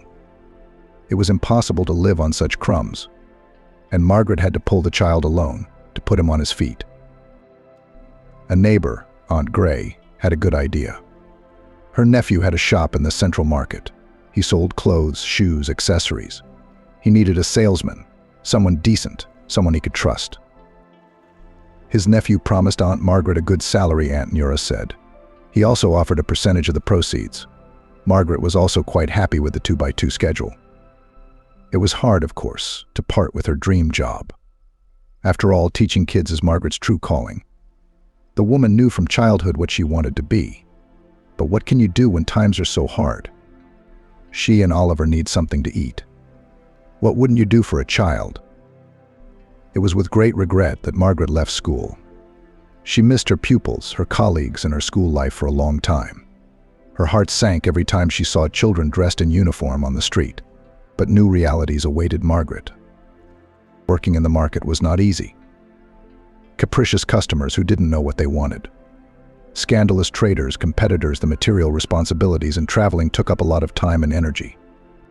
On days when Margaret went to work, she had to get up at the crack of dawn and walk almost 2 kilometers to the nearest bus stop in town. But the pay was good. Now Margaret could buy her son beautiful clothes and toys, and even every summer they flew to the seaside resort, and her mother helped to look after her son. She was already very old, of course, but she had enough time and energy for her grandson. Margaret often went to visit Vanessa. She didn't work, she was busy with the house and her daughter. She could afford it. Her husband earned enough to provide for the family. That's how your fate turned out. Vanessa often pitied her sister. You work as hard as you can, spinning as hard as you can. I even feel embarrassed to be a housewife. What about you? Everyone has their own fate, Margaret sighed. I'm not complaining about mine. Oliver and I have everything. There's no need to worry about it. Margaret was genuinely happy about Vanessa's life. She adored both her sister and her niece Ellie, but as her own daughter. The 4 of them often went out together, traveled somewhere together. In general, they lived friendly soul to soul. It was Vanessa who advised Margaret to save up some money and invest it in shares of a large company. Ashley says it's the right thing to do, Vanessa said. We have a lot of money invested in those stocks ourselves. My husband is sure that everything will be great in the end. And Ashley's smart, he knows. Margaret listened to her sister and, without a word to anyone, bought a few shares. The capital was growing, but very slowly. It was impossible to get rich by such interest, as it seemed at first. But Margaret decided to let the money lie on deposit. But she did not tell her son or her mother about the shares. I don't think they'll approve, Margaret thought. They would say it was a waste of money. Let the family live in peace. So Margaret had her own little secret. Now she was saving money, buying shares, saving for a happy future for her son. Oliver grew up to be a smart, athletic boy, unlike his modest, quiet father. He was the soul of the company. He always had a lot of friends, comrades. The guy walked a lot, laughed, socialized. He was a very cheerful and carefree person. What a lad he's grown up to be. Margaret rejoiced. Self-confident, brave, intelligent. Just the kind of son Andrew and I imagined when we walked around the neighborhood with the pram. Oliver dreamed of becoming a lawyer, but to enter the coveted faculty he lacked just a little bit. The guy had to go to the army. Returning, he decided to try his luck in the city. His mother supported her son's decision, and even helped financially by renting Oliver a flat. Go, try, dare, she said. Just be careful, and know that no matter what happens, you can always come home, here, in this house. Thank you, Oliver smiled. But I'm not going back. I'm going to make my way in the city. There are so many opportunities there, so many prospects. Something will come of it. Bon voyage. Margaret smiled. It was scary to let her son go, but what can you do? The boy has grown up. It was time for him to start his own life. Oliver entered a construction college and at the same time got a job at the factory. He studied, worked, and paid his own rent. Often came to the village to visit his mother and grandmother Gwen. He always turned up with gifts and funny stories. Margaret's mother had given up on him. She hardly ever left the house, and sometimes she didn't even recognize her own daughters. One day she had a heart attack. Margaret called an ambulance. Mum was taken to hospital. The old woman never came back. What do you want? Age. The doctor sighed tiredly. Nobody lives forever. Margaret and Vanessa organized a funeral in the village. There were a lot of people at the wake. Everyone knew Mum here, after all. And then Vanessa told her sister to take over her parents' house. "I don't want half the inheritance," Vanessa said. "I don't need it, you know. What about you? Have you looked after Mum these last few years? It's hard work, so it's only fair that you get the house." Margaret didn't mind. She really needed her own corner. Old age was fast approaching. The woman sometimes marveled at how quickly her life had flown by. It seemed as if she and Andrew had just had Oliver.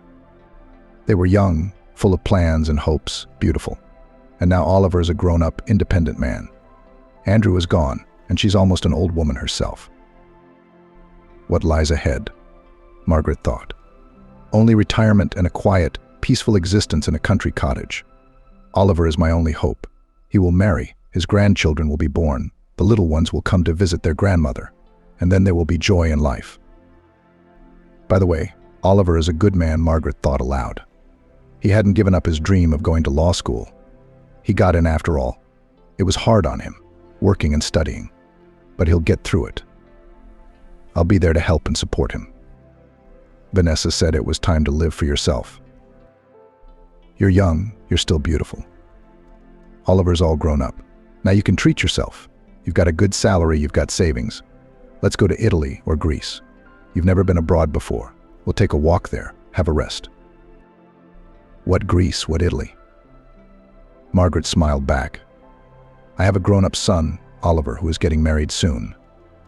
I guess I'll have to help him with the wedding and the flat. That's what I'm saving up for. No time for holidays. He's a grown man now, Vanessa persisted. He's so strong and handsome. He'll manage on his own, and you need to think about yourself sometimes. But Margaret didn't agree. It was different for her sister husband Ashley and son Harry were born into a wealthy family. Their futures were planned 100 years in advance and secured. True, Jen's niece, despite her rich parents, had grown up wise, modest, sensible. Simple, natural, pleasant. And independent, too. Like Oliver, Jen worked from an early age. A golden girl.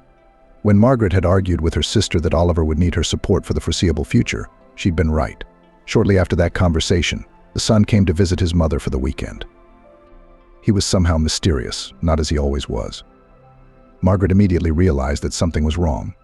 The woman quickly assembled the table, put out her son's favorite treats, fried potatoes with mushrooms, pancakes and pickles from the cellar. Then she watched with pleasure as Oliver devoured it all. At the table, the young man shared some exciting news with his parents. "Mum, I'm getting married," he said. "How are you getting married?" Margaret's questions poured out of Margaret like a cornucopia of questions. To whom? When? The woman was overwhelmed by a storm of emotions: joy, anxiety, surprise. "Her name is Julia," Oliver answered. "You're going to love her. I'll bring her here next weekend. You two should get to know each other before we get married. I just wanted to warn you." At first, Margaret nodded her head with a smile. She knew, of course, that the moment would come sooner or later, but still the news took her by surprise. Wow, Oliver's getting married, all grown up, she thought. Julia worked as a waitress in a cafe, her son said. I often went there for a bite to eat. That's how we met. Julia is also from the country. She was also brought up by a single mother.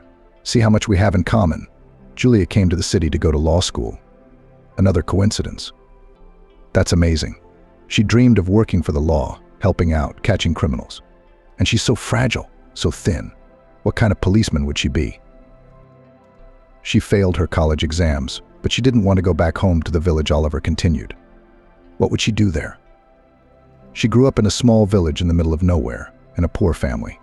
Her mother had 5 younger children besides her. Julia didn't want to go back to her old life. So she took a job as a waitress in a café. She got a room in a hostel, so she lived a little, worked a little. How long have you two been together? Margaret asked. 6 months. Almost Oliver smiled. Margaret knew from that smile that her son was in love. She's a good girl, taking care of me.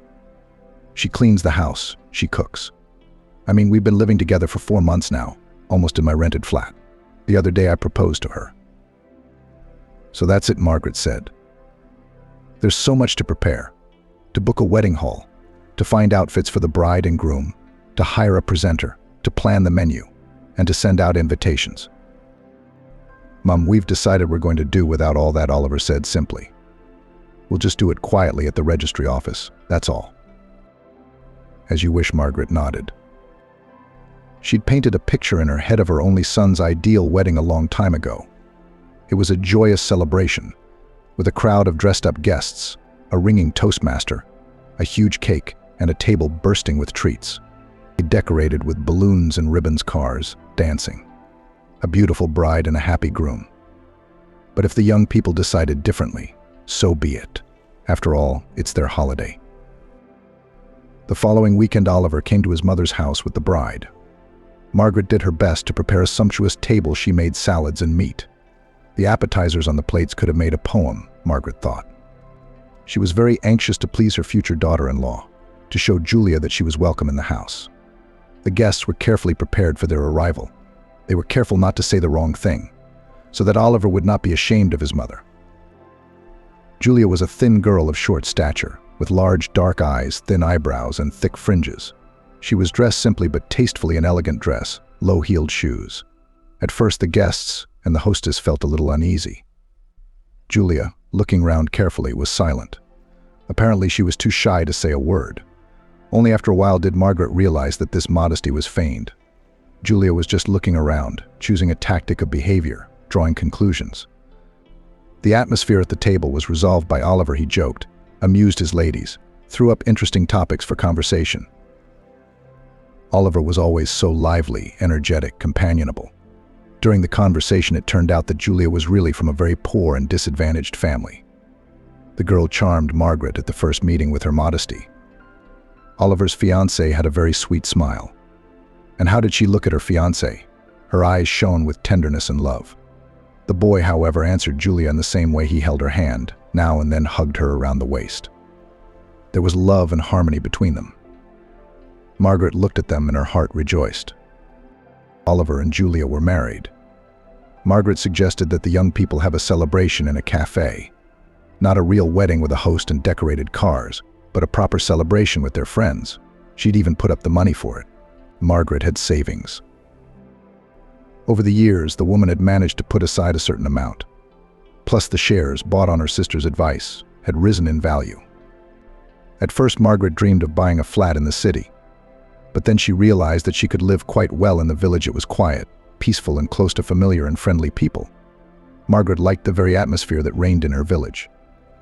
Towards retirement, the woman realized that she did not want to move anywhere, even though she had enough money to buy a small flat. Only Vanessa, her sister, knew about the savings. Margaret didn't talk about her wealth, not even to her son. She wanted Oliver to grow up independently, to try to earn his own money for a place to live and achieve something in life.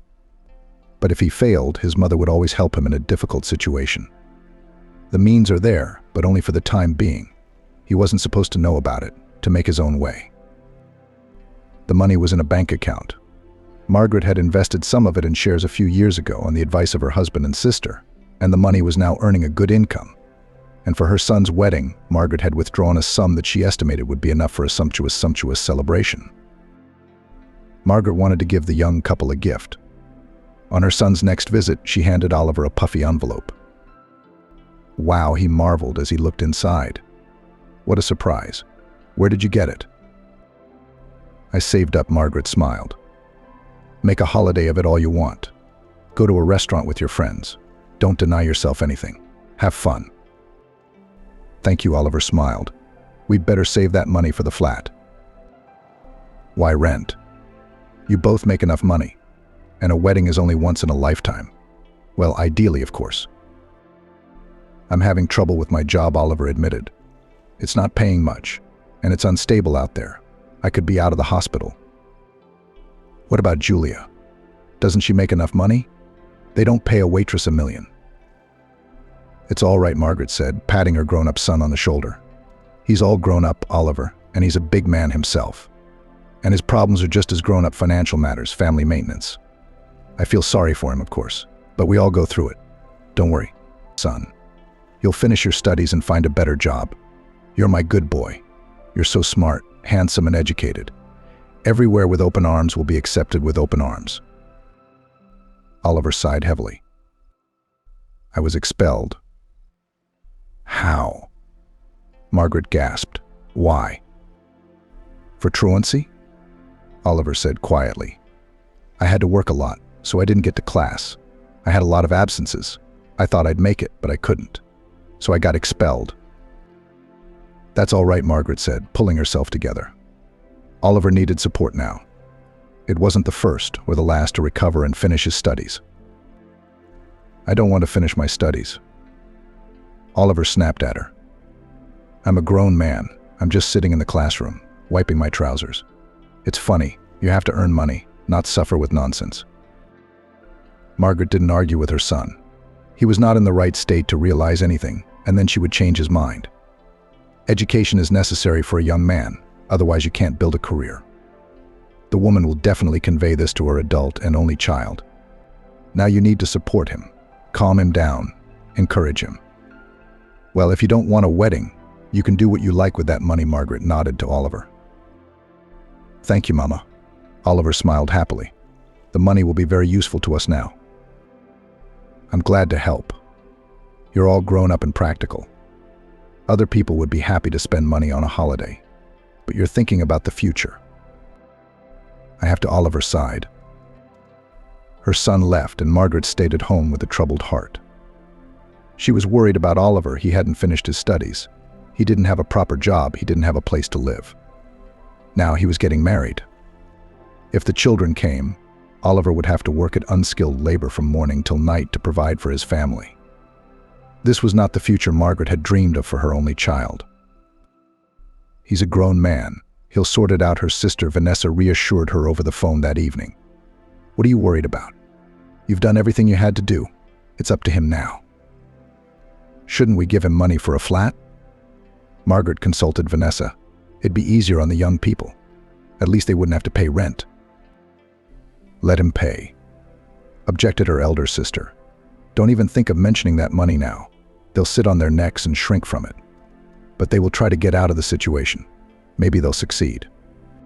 And you can always give them the flat as a present. It's not time yet. You're right, Vanessa, you're right, Margaret agreed. Of course, said her sister, grinning. Come and visit me. Come tomorrow, we'll go to a film, sit in a café. You need to unwind. You're right again, Margaret smiled. I'm so lucky to have a sister like that, someone close to me who's always there to cheer me up. Oliver and Julia were married. The wedding took place in the city registry office in a modest and quiet manner. Margaret, Vanessa, and Ellie and Julia's two girlfriends attended the ceremony. Afterwards, a small group of people had a modest celebration in a café. They sat for a short time, made a few toasts to the newlyweds, presented them with gifts, and left. Julia had to go to her shift, and Oliver was waiting for her at work. What a wedding, Margaret said disappointedly when she and her sister were alone. The women decided to do a little shopping. Oh, come on, Vanessa said nonchalantly. Young people don't care about anything these days, as long as they lived well. Did Oliver and Julia have a good life? Margaret had no idea. Her son tried not to talk to his mother about it, and she didn't feel comfortable asking, prying into a grown man's soul. The young people came to visit occasionally. Julia behaved politely, but coldly and aloofly. Margaret noted that there seemed to be a good relationship between the young couple. Oliver's work was not going well. He changed places and employers, looking for a decent income, but nothing worked. Oliver didn't want to think about going back to university. Margaret was tempted several times to tell her son that she had a financial safety cushion, which she was ready to give him. She wanted to support Oliver, to take the despair out of his eyes. But the woman held back. We need to let the young ones try to get back on their feet on their own. It's important. It's not like they're so needy right now. Yes, it's hard, but they're two adults who should be able to cope. But if there's a baby, then it's a different matter. Children should live in normal conditions, with calm, peaceful parents. It's been a few years. The situation in the son's family did not change. He was still looking for a job. Oliver went from being a jolly joker Balaguer to a scowling man. Margaret thought it was because of money problems. But one day she happened to witness a conversation between her son and Julia. The couple had come to visit Margaret. It had been happening less and less lately. The woman went into the kitchen to take a goose roasted with apples out of the oven. When she returned with the tray in her hands, she witnessed an ugly scene. "You're nothing but a worthless man." Julia looked at Oliver with dislike. "You can't do anything. Rachel married Andrew. He got her a cool phone for her birthday, and they're going on holiday to the Emirates soon. And you can't even afford a spa day for the woman you love. What about a spa? We're about to be evicted from our flat for non-payment." Oliver lowered his head in silence. He had nothing to say. The young man must have felt really worthless at that moment. Margaret's heart clenched with pity for her son. Wow.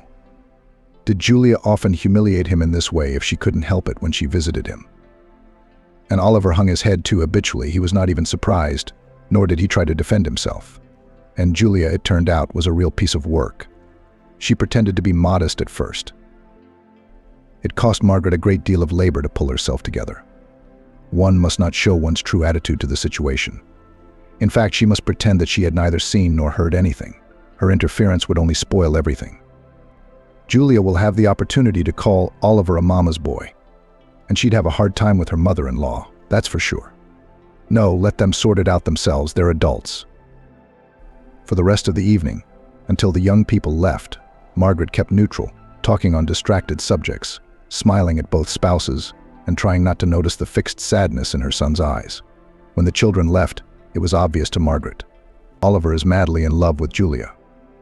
And it is immediately clear he is ready to turn mountains for her sake. He tries, he fights, but he fails. Largely because Oliver never finished school. And he didn't finish his studies because of Julia. He had to work hard to satisfy the demands of his beloved. Margaret twitched herself. She had to be objective. After all, it had been Oliver's choice to drop out of university and get a job. Yes, in many ways it had come out of a desire to please Julia. But it was Oliver's own decision. How can I help my son now? Margaret thought again about the money in the account. Maybe we should give it to Oliver. Let him buy a flat. It would make Julia feel better. Margaret was accustomed to consult her sister Vanessa on serious matters, so she rang her sister. "You're mad," Vanessa exclaimed when she heard her sister's reasoning. "Don't buy Oliver a flat now. Don't you realize that it would be considered marital property? They've only been together a little over a year. What if there's a divorce? Julia would take half of it without blinking an eye. I understand if they had kids. Then at least the grandkids would get everything. But as it is, there's no telling who's going to get it." Margaret realized her sister was right again. There's so much to consider, it's hard to keep in one's head. It's not easy being a mother to a grown-up son, Margaret sighed. It's not easy being a mother at all, but sometimes it's nice, her sister countered. A few more years passed. Margaret could see that her son was unhappily married. Oliver was still looking for a decent living. He did everything he could. He worked as a shift worker, tried to start a business, and worked as a trucker, but he didn't stay anywhere for long. Then the company went bankrupt. Then the next medical examination did not pass. Finally, Oliver gave up, tired of being disappointed. One day he arrived at his mother's house suddenly, unannounced, alone. "We can't afford to live in Seattle," he sighed. "It's too expensive for us. We're going back to Claremont. We'll live with you for a while. Do you mind?" Margaret shook her head in surprise. Good, Oliver nodded. "In that case, we'll come back next week." Margaret was at a loss for words after her son's departure. Are they going to live together here in the village? What kind of a strange decision is that? There's not even much work here. What do Oliver and Julia expect? But Margaret did not argue with her son. She could see he was having a hard enough time as it was. All right, let them try. They're probably just looking for a way out of a difficult situation. They're considering a life in the country. Well, we can do that. The city didn't work out. Life together with Oliver and Julia began with a turf war. "Mum, we're going to live in the living room," said Oliver. "Why?" Margaret was surprised. She had prepared a corner bedroom for the young couple. She thought it was the coziest and most remote room, and would be more comfortable for the young people. "Because it's the biggest and brightest room," Oliver replied simply. Margaret realized later that her son was broadcasting Julia's will. He was always trying to please his wife. He loved his young wife more than his life, and she took advantage of that. Julia immediately showed her true face to her mother-in-law, not even trying to pretend to be polite or modest. She didn't like everything Margaret did. Her mother-in-law didn't cook properly, too fatty, unhealthy food. She didn't know how to set a table. And she didn't even scrub the floors properly. Julia often made contemptuous remarks to Margaret. "Why do you rattle your dishes in the morning and disturb your sleep? Or do your friends laugh too loudly? And anyway, can't you get together somewhere else in the evening now?" At first, Margaret was at a loss for words at her sister-in-law's insolence. But then, of course, she thought of appropriate responses to Julia's barbs. She wanted to remind the young woman that she was not in her own house and that she should behave more modestly. But Margaret refrained for her son's sake. She saw how much he was attached to Julia, loved and worshipped her. The young husband tried to fulfill every whim of his wife. There were many whims. Oliver did not cope and felt guilty. Julia fueled this guilt in him. She often mentioned the husbands and boyfriends of her acquaintances, who lavished jewelry on their loved ones and literally showered them with money. Margaret understood the purpose of all this talk. Julia manipulated Oliver, played on his feelings, used her spouse, suppressed. But she wasn't even trying to open her son's eyes. He wasn't in the right state of mind now anyway, too blinded by love and passion. Margaret sincerely did not understand what her son found in this Julia. Well, yes, she was pretty, but there's a lot of them out there. And yet such strong feelings. It seemed that if Julia asked him to jump off a cliff, he'd do it gladly. Oliver got a job at the local sawmill. It was hard work, physically exhausting. But the pay was good. Enough to periodically take Julia to the city, then to shopping, then to a restaurant. The young wife herself did not bother to work. "Well, where can I find a suitable place here in the village?" She sighed. "And in the city every day, Margaret, go to the city." "All of them." "I used to go," Margaret suddenly remembered. "I had no husband, and I had a baby to raise. I had to get from here to the central market every day." "Why are you comparing different times and situations?" Julia sighed languidly. "Firstly, I'm married. Fortunately, the responsibility for the financial maintenance of the family lies with the man, not the woman. Secondly, we are not in a hurry to have children. I believe that to give birth without a home, without a yard, terribly irresponsible. And thirdly, I'm going through such a period now.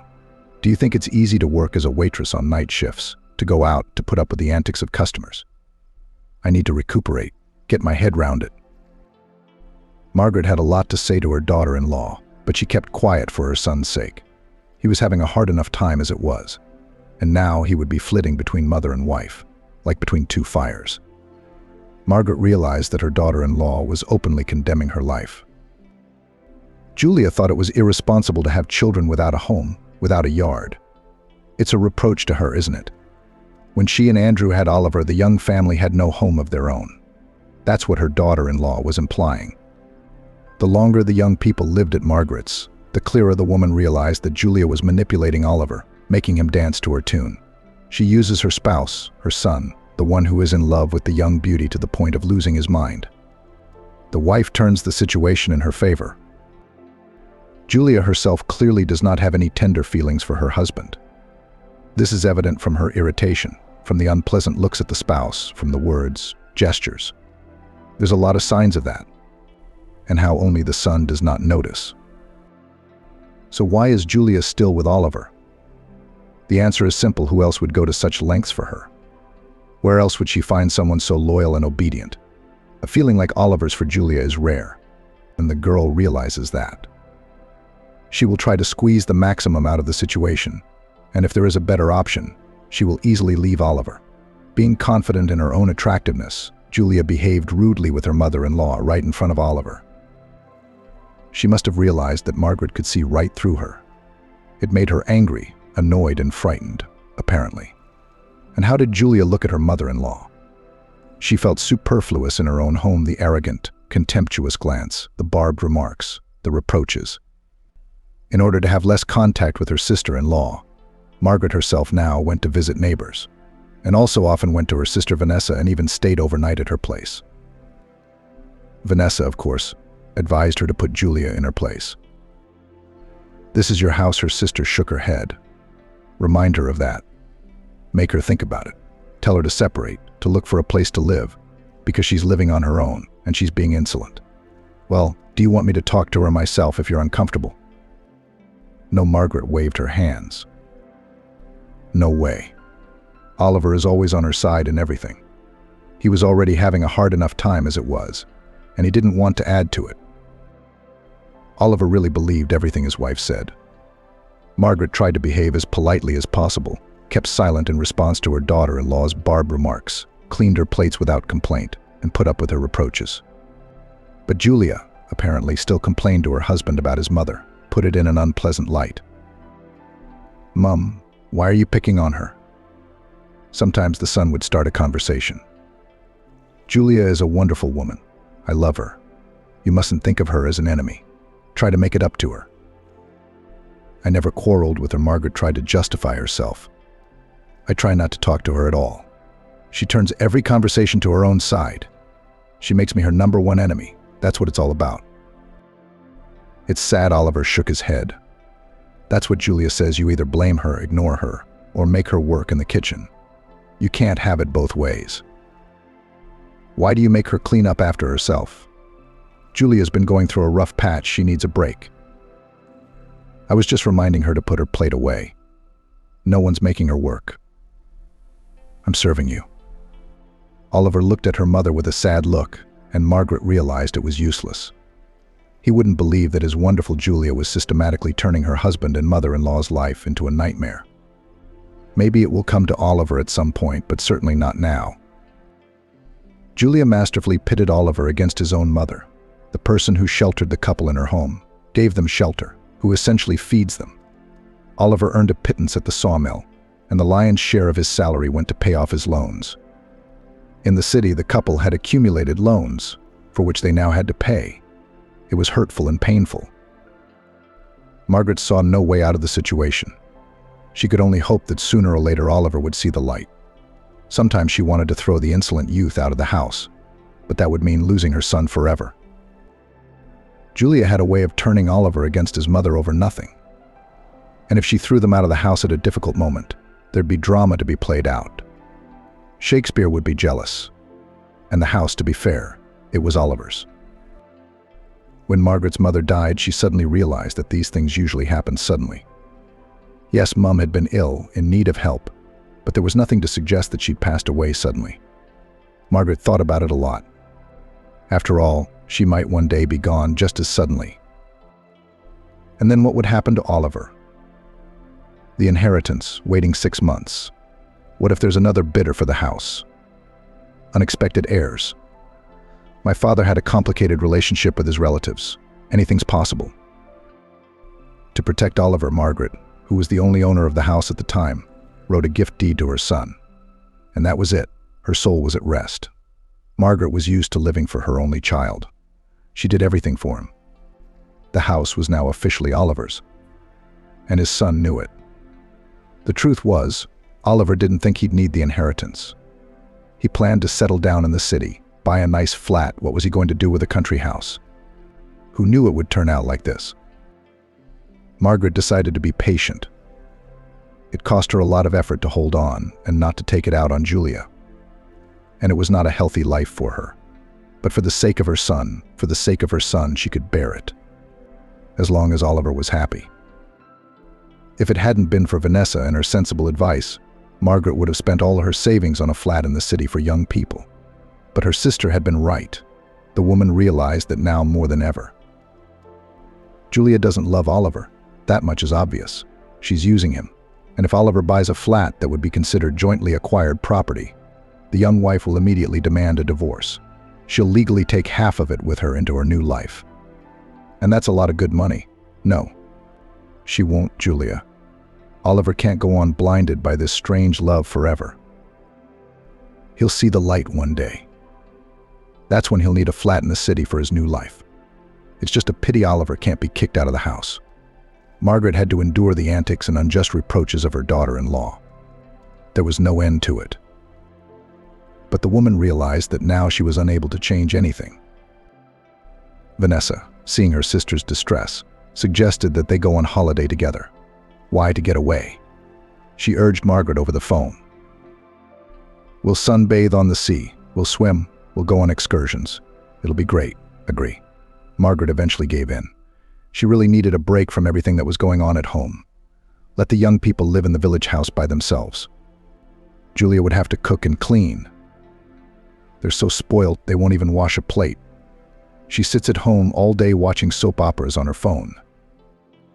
Julia, of course, expressed her displeasure about Margaret's holiday.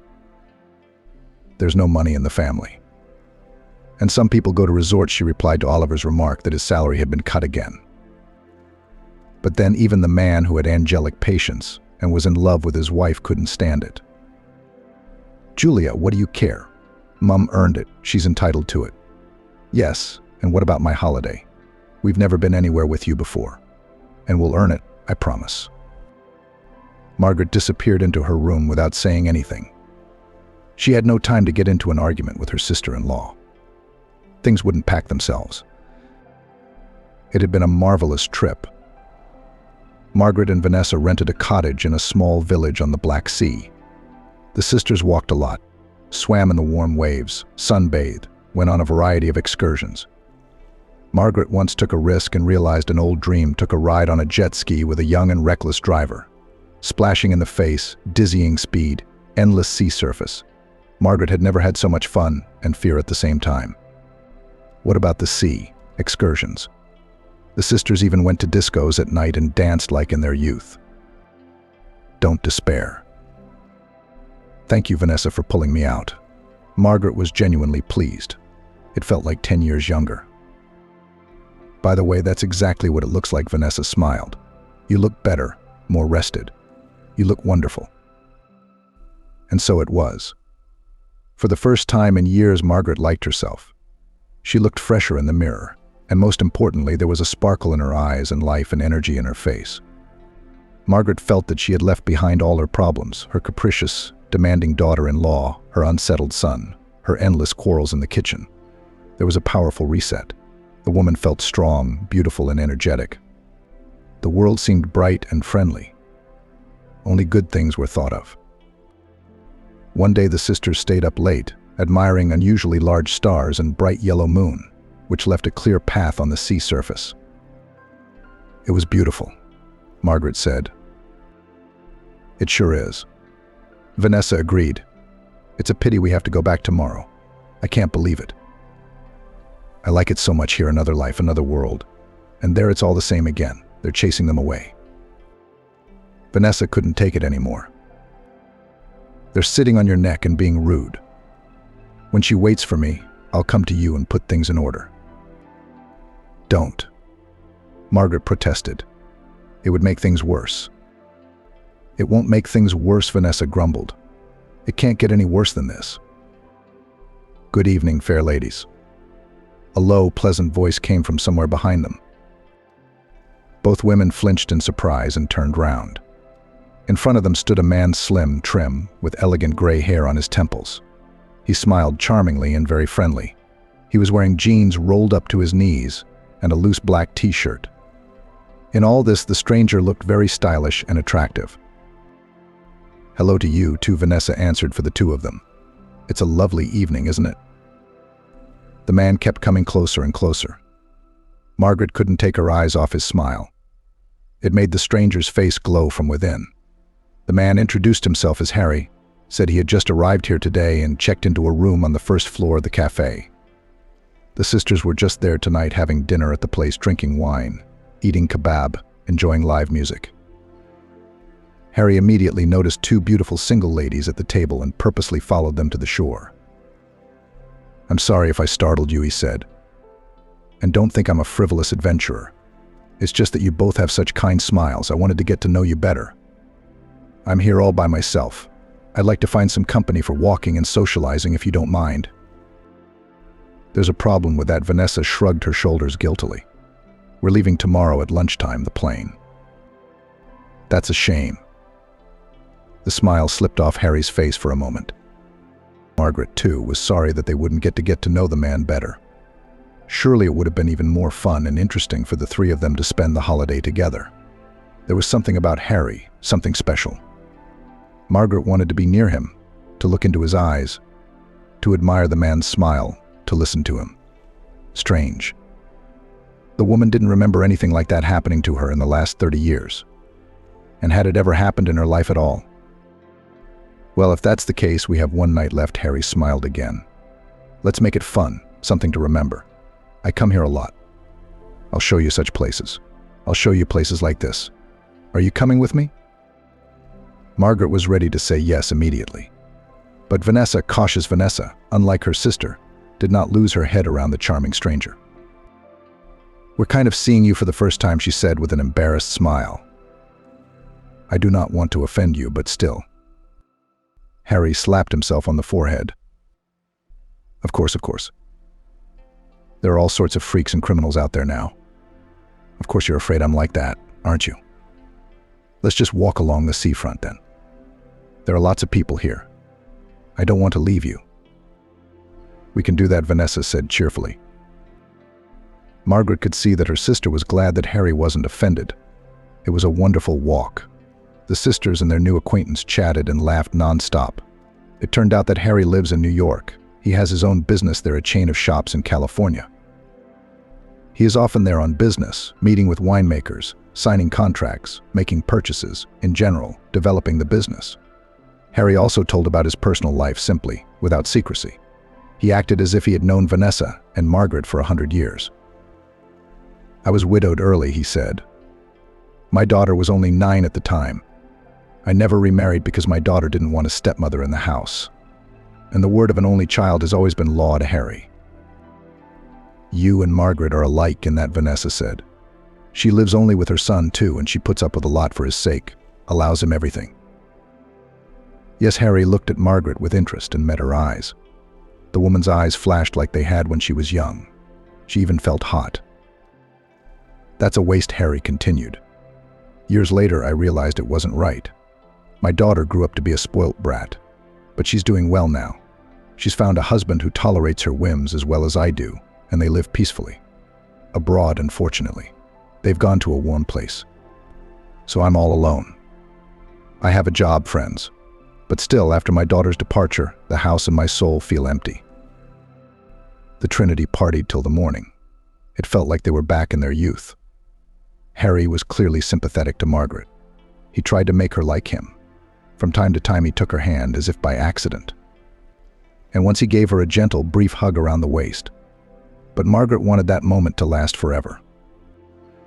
The sisters didn't get to their cottage until it was starting to get light. Harry, of course, volunteered to escort them. I hate to leave you, he said, looking at Margaret. Margaret, do you two want to exchange phone numbers? Vanessa suggested. What if we had such a good time? Maybe we could come back again next year. We should call each other so we can have a holiday together. That'd be great. That's a great idea, Harry said, dictating his number. No. Give me your phone number, Harry suggested. Margaret complied with his request with a smile. He deliberately held her hand in his as he took her mobile phone. There was so much warmth from him, so much tenderness. Margaret wanted to dissolve into it all. It was a shame they had met so late. Harry quickly dialed Margaret's number from his phone. There he smiled. Now that we've exchanged numbers, we won't lose each other. That's great. Margaret nodded. She realized that this phone exchange meant nothing, and the fairy tale that had almost begun would never really begin, because there was no tomorrow. Tonight she and Vanessa would fly home, and there would be a cramped village house, a disgruntled daughter-in-law, a disengaged son. And the problems hadn't gone anywhere while she'd been away. Harry, Margaret thought. Well, Harry, today he walked with us. Tomorrow he'll find someone else. Such a man, he's not for me. He's too handsome, too successful, too wonderful. I can't have a man like that. It's sad, of course, but it's the truth of life. And how did he look at you? Vanessa smiled when the sisters were alone. I wish someone would look at me with admiration someday, just once. "Come on," Margaret said with a smile. She knew she would think of Harry often now, his soft voice, his delightful manners, his beautiful eyes. And let that man forget about her the very next day. It would make no difference. Margaret did not reach her home until evening. She and Vanessa had had a couple of hours' nap before the flight. But still Margaret felt tired and broken after the sleepless night, the flight and the acclimatization. The gate was unlocked. Oliver must have forgotten to lock the gate when he got home from work. Oh, he's been tired lately, Margaret thought. And then Julia doesn't know what she's been feeding her husband while I've been away. It was hard to imagine Julia cooking borscht for her husband. The windows of the house were wide open. From inside, the television was blaring the evening news. Margaret was about to enter the house with a smile when she heard Julia's voice. She was obviously in the kitchen. How? She was reprimanding someone, obviously Oliver. Very simple. She'll be here in a minute. So what? We won't send her to Maggie's for milk. And while she's walking round, we'll put her stuff outside. It's a piece of cake. It's been agreed 100 times, Julia argued. What are you worried about? Isn't that too harsh? Oliver asked in an uncertain voice. She's my mother after all, and this is her house. It's not hers. It's yours, Julia argued. You showed me the deed of gift. If that's the case, why should I put up with her here? I mean, she's been bugging me about this and that. Oliver, I told you she's trying to break us up. But then I'll leave. Because I can't live in a house with my mother. Okay, Oliver mumbled conciliatorily. We'll proceed as we agreed. Just don't let it get to you. We're doing the right thing, standing up for our personal boundaries. We're doing good. Margaret stood under the window, dead or alive. The meaning of the conversation she'd just overheard slowly dawned on her. They were going to kick her out of the house, and Oliver had agreed to that. This was something the older woman had never expected. Her eyes flickered darkly. Her blood pressure must have spiked. Margaret took a few deep breaths to get herself under control, let the joyful look pass, and entered the native hay. "Oh, hello," said Julia, smiling lusciously. "And we were expecting you a little later." "I was in a taxi," Margaret replied. "I didn't have time to look round, and that's why." "Julia, I've brought you some presents," she continued. "Oh, what a lot of impressions. I'll share them. I'll tell you about them." Julia pretended to be happy to see him. Oliver stood by her side, slumped and silent. Margaret understood the reason for her son's sadness. Of course he was having a hard time, but he could not put his wife in her place. She has too much influence over him. "Oh, Margaret," said Julia, "will you go to Maggie's and get some fresh milk, please? I've got soup boiling on the cooker." "I can't get away. Oliver's very tired from work and he's ill." "If you're not too tired, of course." Margaret nodded and left the house, already knowing what awaited her on her return. It was good that she had listened to this conversation. At least she would have time to prepare for a serious conversation with her son and his wife. Margaret noticed her suitcases on the porch from a distance. They stood orphaned, leaning against the wall, waiting for their hostess. The hope that Oliver would stop the brazen wife had vanished like smoke. The woman went up to the porch and knocked on the door. "There's a note," Julia's voice came from inside. "Read it, and you'll understand. Goodbye." "I don't want your note," said Margaret. "I want to talk to you, to look you in the eye." Oh, eyes. The door swung open with a clatter. Julia stood on the threshold. She looked haughtily at Margaret. "Well, will you look, if that's what you want?" "Julia, why have you done this to me?" Margaret asked. "I've tried to be your friend, hadn't I?" "You're annoying me," the young woman shared. "You look judgmental. Everything is wrong. Everything is wrong for you. You make your own rules. I don't feel like I own the place, and Oliver's being nice to you." "But this is my house," Margaret reminded me gently. "So it's only natural that I should have my own ways." "There you go again," Julia exclaimed. "Are you insinuating that we live here again? It's not your house, by the way. It's not yours, it's your son's. So you're the one living here. Then get out of here. Your pension is good. Enough for a rented place." "Thank you for packing my things," Margaret said calmly. And it took a lot of effort for Margaret to keep calm. She would indeed cry bitterly when she got to Vanessa. Of course she would go to her sister. Who else would she go to? Except she doesn't have much stuff. "My things are just clothes," Margaret sighed heavily. "Where are the photo albums, the old books, the letters?" "And this rubbish?" Julia grinned. "We threw it away." "How?" Margaret gasped. She felt as if she'd been punched in the solar plexus. "It was my family history. Old photographs, letters from Andrew and my parents, postcards, diaries Vanessa and I kept when we were young. Ellie and Oliver's first drawings. All of it carefully stored in boxes and folders, neatly arranged on the shelves of a rack in my bedroom. Was there nothing left?" Julia looked at her mother-in-law defiantly. "What's with the habit of clinging to rubbish?" Grinned the insolent girl. "What's the use of these dusty papers? It's even easier to breathe without them." Margaret, in spite of her condition, suddenly had a marvelous idea. The woman even had to suppress a smile so as not to accidentally give herself away. Julia. She would soon stop feeling like the mistress of the situation. In a couple of minutes, the smug expression will evaporate from her pretty face, Margaret thought. "So you've thrown everything out of my room?" she asked. "Absolutely," Julia replied. "It's going to be our dressing room now. All the boxes, every single one of them. Have you even looked inside? Some we looked at, some we threw away." "Why?" Julia was suddenly tense. Were there documents or what? "I.D. can be recovered in a pinch," Margaret said, sinking tiredly onto the porch steps. "Was the blue shoebox thrown away too?" "Yeah, I guess so. What's the big deal?" Because Margaret looked up at Julia, it was my savings, the money for the flat I was going to give Oliver. The words had an incredible effect. Julia was stunned, pale. She opened and closed her mouth a couple of times, trying to say something. Then she sank helplessly to the steps beside Margaret. "Why didn't you tell me?" she almost whispered. Margaret was pleased with the effect of the phrase. She did not keep any money in any blue shoebox. It was just sitting there in the account, slowly building up. But Julia needed to be taught a lesson for all the bad things she'd done to her and Oliver. "How did I know you'd decide to throw my things out of the house?" Margaret said, stubbornly playing the part of a confused, bewildered old woman. "I never imagined such a thing."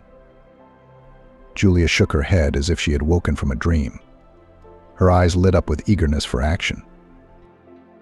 "You will tell me everything in detail," she asked. "What did the box look like? What shade of blue was it? Was it large or small?" Margaret answered, trying not to confuse her statements, lest the situation get out of hand. Oliver had stayed home the whole time. Didn't even stick his nose out on the porch. He was probably ashamed that he'd gone along with his wife and kicked his mother out of the house. But he couldn't turn against his wife either. He loved her too much, which Julia took advantage of. Having answered all Julia's questions, Margaret headed for the bus stop. "Come on, stay," her daughter-in-law said. She needed her mother-in-law now to help her in her search. The young woman was determined to find the box, even in a landfill, even at the end of the world, and Margaret could help her. She knew what the receptacle of a large sum of money looked like. Why should she? Margaret was a little surprised. How so? Why should we look for the box of money together? You do care about your savings, don't you? That's what it is. Margaret smiled. That's where you're wrong. I don't care what happens to that money. I was going to give it to you anyway. If you find it, take it. Margaret walked down her home street and felt Julia's eyes on her. Her sister-in-law was shocked that she had thrown away so much money with her own hands. Yes, but now Julia would dig her nose into the ground to bring that wealth home. Greedy Julia doesn't realize Margaret's money is in a bank account. Her mother-in-law is not so inexperienced as to keep such funds in a box. Before heading to the bus stop, Margaret stopped by to see Jen, a neighbor. She had once been friends with her mother Maggie, a firm friendship, but now Maggie was sadly no longer alive.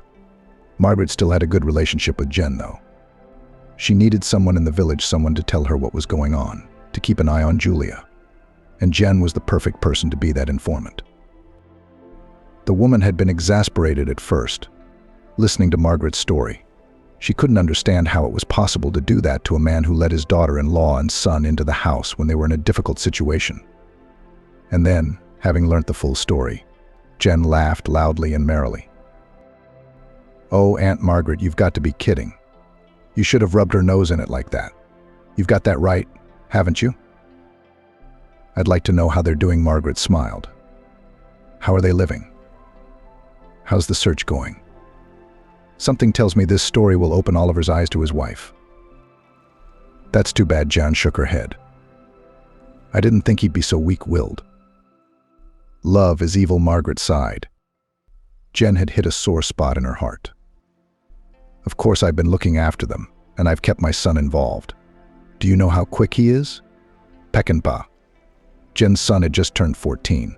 He's been using his phone to film content for his channel. And once again, he's got a few things to go on.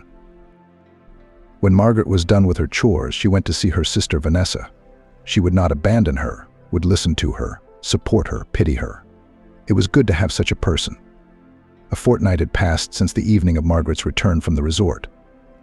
It was a short time, but a lot had happened in that time. Firstly, Margaret's plan had worked. Julia was hooked. She found out where the rubbish from their village was taken, found the dump, and now she traveled there every day as if it were her job. Thankfully, the girl didn't work anywhere and had plenty of free time. Julia's trips to the dump were regularly reported to Margaret by phone by Jen. She proved to be an excellent liaison. "Oh, Aunt Margaret. What a circus. She goes to the bus stop first thing in the morning like a bayonet. She's like a tourist. She's got a huge rucksack on her shoulders, overalls, gloves, bags. Everything is serious. And in the evening she comes back tired, upset, angry. She smells like a motherfucker. Animals scatter. People cringe. What a circus." The stories of Julia's hikes were not the only ones. Peckin, Jen's son, sometimes followed Julia, traveling with the boys to the dumps and filming videos of the young woman's persistent digging through mountains of rubbish. Margaret watched these videos on Peckin's channel. Julia scrupulously, day after day, combed through the dump, not missing a single square meter. It looked comical, of course. But Margaret was already feeling a little sorry for her sister-in-law, almost ex-sister-in-law. Oliver had filed for divorce. First, Margaret had heard from the neighbors that Oliver had left home. Then the son called his mother, apologized, repented, and told her he was divorcing Julia. "She had turned me away with her obsession with money, her boorishness, her greed. We're splitting up, Mum. I can't go on with her. She must be crazy. Julia can stay at our house for a while. I've given her a week because she has nowhere to go. Julia keeps hoping to find money. It's become an obsession for her. She blames herself for not looking in the boxes you threw out, and she's eating herself up. She blames me too. It's unbearable. What about you? What are you going to do in town?" "I found a job, a good job at last, with accommodation, which is important. I'll have to go on business trips, but what's in it for me? But the money's good." Margaret felt better after talking to her son. It was so important to be in touch with the person she loved. There was no more conflict or misunderstanding between her and Oliver. Oliver's life seemed to be getting better. He's found a job, he's getting away from Julia, who was openly using him. Maybe he'll meet a nice girl soon and be happy in his personal life again. What are his years? The relationship with Julia is clearly a lesson to Oliver. He won't fall into that kind of net again. At least Margaret hoped so. The nicest thing that had happened in Margaret's life was the day after she'd arrived at her sister's house. Vanessa, of course, had taken her in. They had a spare room in their flat. "Live as long as you like, sis," she hugged Margaret. "I'd be glad if you moved in for good." Margaret went to bed upset. She had no idea how she was going to live her life. In the morning, she received a phone call from Harry, the same casual acquaintance who had charmed the woman at the resort. He said he couldn't forget their meeting, that he thought of Margaret all the time, dreamed of seeing her again. It was incredible. Harry. Margaret had never thought that such a man would actually fall in love with her, but it seemed that he had.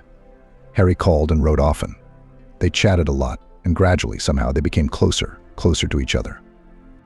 At a distance, yes, but still Margaret felt that they both needed this companionship. Harry expressed a desire to come to Margaret, but she suggested another option, a more pleasant one. Margaret would fly to him herself, because, well, the atmosphere of a resort and a dusty old country town were, as they say, two big differences. The money Margaret had for the trip was the very money she had once saved for her son's flat. Oliver earns his own money, but she, Margaret, has only one life, and she should enjoy every moment of it. The woman realized this in her retirement, but better late than never. In general, Margaret was going on a long journey, went shopping with Vanessa, bought beautiful things, and felt really happy. She had one more unpleasant but urgent thing to do before she left: a conversation with Julia. She's had enough of being a loser, Margaret thought. Let her start a new life too.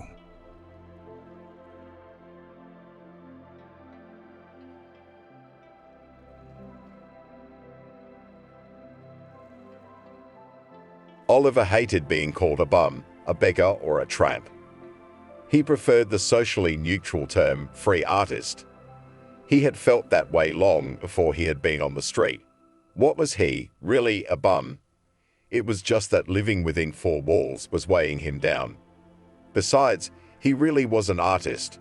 Once his paintings were popular and in demand. In those glorious times, he even held several chamber exhibitions in small galleries. A dozen critics called the work significant, and a couple more disgusting ointment. At that moment, the artist didn't care what some underachievers said about him. Customers paid off solid fees for portraits, which Oliver, in his own apt expression, wrote the heel of a jackleg. It is not that he bathed in money, but the need did not know, and enjoyed widespread fame in narrow circles. However, fortune is a capricious girl, and after many years of upsurge, after worldly fame and relative wealth, can always come a period of oblivion. For Oliver, that time dragged on. First, he sent a gallery owner on a pedestrian journey who tolerated all his antics and picked up customers. Here's what George, the artist, said that day: "You're literally stealing from me. You're forcing me into some kind of channel where I'm cramped. I'm going free, do you hear me?" What George said, Oliver couldn't remember. Then he proudly slammed the door, leaving his apartment. He left his shamed wife and children, who by then were relatively mature and tired of his antics, and went on a free voyage. At first, everything was fine. His own studio, clients, sitters, and wine, a whole sea of wine, in which he began to choke every now and then. "You'll come back to me." Helga, his lawfully wedded wife, shouted at him as he left with a small suitcase. "You'll come crawling back on your knees."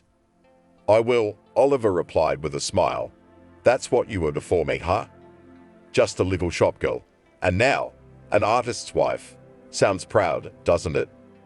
As he left Helga, the free artist smiled. He never fought at all, cutting bridges. It's just that life in one marriage, in one gallery, was weighing on him. Especially all these conventions, to sleep at home, to be faithful to his wife, not to bring to the apartment of favorite women, not to sell Nojeko paintings to random customers, and not to exhibit in other galleries. Of course, the wife could tolerate this at the beginning of their life together. Oliver's lifestyle seemed to her bohemian and suing respect. She also saw him as a genius. But gradually the free-spirited artist became too voluminous a figure for their modest third-floor apartment. There were high ceilings of more than 3 meters, but even that was not enough for the flight of the soul. The gallery, which brought him a good income, also became too cramped. He saw himself as a rising star of world painting, but the outlines were ghostly. He was going to conquer Paris, Berlin, Madrid, one by one. And he would have, if it hadn't been for a morbid addiction to alcohol. So he left both the gallery and the apartment, where he even thought of going out of the window. But the third floor is too small for that flight, which sometimes allow themselves to make a saturated life creators. That's why Oliver went out not through the window, but through the door, and has been wandering the world for 10 years. "You are not a bum," said to him another acquaintance over a bottle of cheap wine. "You're the best artist in the world." "No," Oliver replied flirtatiously. "The best, but not in the world, but in the country." "You're a genius," continued the acquaintance, enjoying a drink at someone else's expense. "No, no, not at all," objected the artist. "I am not a genius, but outstanding, but only to find my paints, brushes, and sketches." Casual acquaintances did not stay with him longer than there was money left for food and drink. The older Oliver got, the worse his teeth and hair looked. The fewer women became willing to take him in and model for him. And now the thought of returning to Helga didn't seem quite so frightening anymore. Especially since he knew that half of the apartment still belonged to him, and that he could find a job as a decorator, or a painter at the worst. He could work with large volumes and liked it too, but his pride wouldn't let him. This quality, without which it is unthinkable to achieve success in any field, is gradually becoming a yoke, a burden that dragged him to the bottom, into a pool of wine and vices. That morning, the chief physician's anxiety was at its peak. His best quality is intuition. It worked well in diagnosis, but it did not help at all in management. He had an intuitive sense of what a person was like, but he didn't always understand what to do about it. So when the phone rang in his office, he already realized that he would not hear any good news. "Unfortunately, we have to say goodbye to you," the velvet voice on the other end of the wire did without preamble, and did not tolerate objections. "Really?" Andrew perked up. "Why?" "You are unable to clean up the hospital," the voice said. "Our orders have not been executed for months." "I dare to disagree," said the chief physician, loosening his tie. In principle, if he was going to argue with the Corps, it was only for pro forma. In fact, he was glad of the unexpected freedom. The hospital was in perfect order. The occupancy rate is less than 90%. The recurrence rate is very low. "How long will you put up with the ritual store near the main entrance?" the voice asked. "How many complaints do we have to listen to before we reach your mind? Or at least your heart? What does it mean to tolerate?" The former chief physician was perplexed. A ritual store for the hospital is quite a thing. Their people can buy everything they need if something goes wrong, and in general, what are you implying? "Me?" the voice interjected. "You should have told me that a month ago." Silence. Andrew really couldn't and didn't like to lead. All affairs were handled by his deputies, to whom he gave full freedom of action. In fact, he was the one who started the funeral parlor of some shrewd businessman. But the hospital received money for the rent, and also, according to Andrew's firm belief, the proximity of such an institution should discipline the patients. "I'm giving you one last chance," the voice said. "I was persuaded to fire you for incompatibility with your position, but you understand, you won't be able to. I get the hint." Andrew reported cheerfully, "It's easy. I'll write a letter right now, but don't forget that I am a materially responsible person. To whom will I transfer the household? What if the new person is missing something?" "For this do not worry," assured the voice. "Make an inventory and leave the business. The new head doctor is not your concern." The voice hung up. Andrew sighed. This is not how he had imagined his departure. In fact, it's even better. There would be no proceedings, lavish send-offs, and tears of longing. He would write a statement, leave his keys, and goodbye. He couldn't wait to get back to practicing medicine. Better yet, to go to some remote village with 10 houses and treat there. That's where the life is. That's where the real challenges are. To lead a large hospital he liked at first, but gradually all the pleasure came to naught. Half the time all he did was sign papers and deal with the complaints of disgruntled patients. "Christopher," Andrew said, pressing the call button. "Christopher, dance. You're going to have a new boss. The weather can be nice in September, but it's best not to take any chances." That's why Oliver wore a raincoat. You never know when it's going to start raining. Winter was coming soon, so the free artist had to find a temporary home. He had an option in mind. His once good friend, whom he called not an artist, but a craftsman. To ask him for help, he had to step on his own pride. After making his way to the private sector, he went through the open gate without a bell and knocked on the door of the cottage. After a couple of minutes of waiting, a friend appeared in the doorway, and his face could not be called pleased. "Hello, Vance," Oliver said courteously and bowed, standing on the doorstep to his longtime friend. "Long time no see, friend. I was just passing by, so I thought I'd stop by and see how you were doing. I'll see if you've restored the gazebo that I destroyed last time due to my gross negligence." "What do you want?" the man answered rudely. "Are you trying to make a pig of me again? Or a whole pig farm, eh?" With Vance in the past, they had a long-standing collaboration. Both artists, they had taken very different paths. If Oliver was really looking for concentrated freedom, Vance was looking for enrichment. If Oliver was in demand with women and drew inspiration from them, Vance was never really loved. This information, of course, had to be kept in mind and kept to himself. But the free artist could not. At the last creative evening, which rolled into a banal feast, Oliver told Vance everything he thought about him. He did not keep silent about the greed of his comrade, who not a dozen times helped him financially.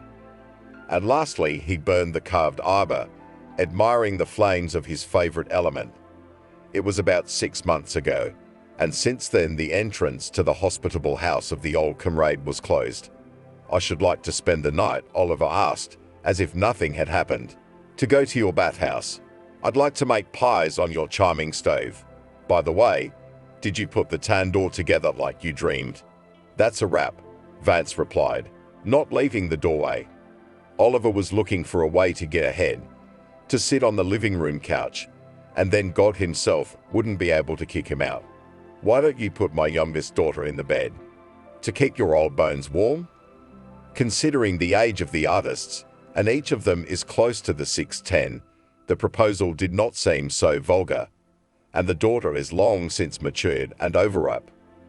She was 30, and Vance had given up hope of getting her out of her creative home and into someone else's marriage.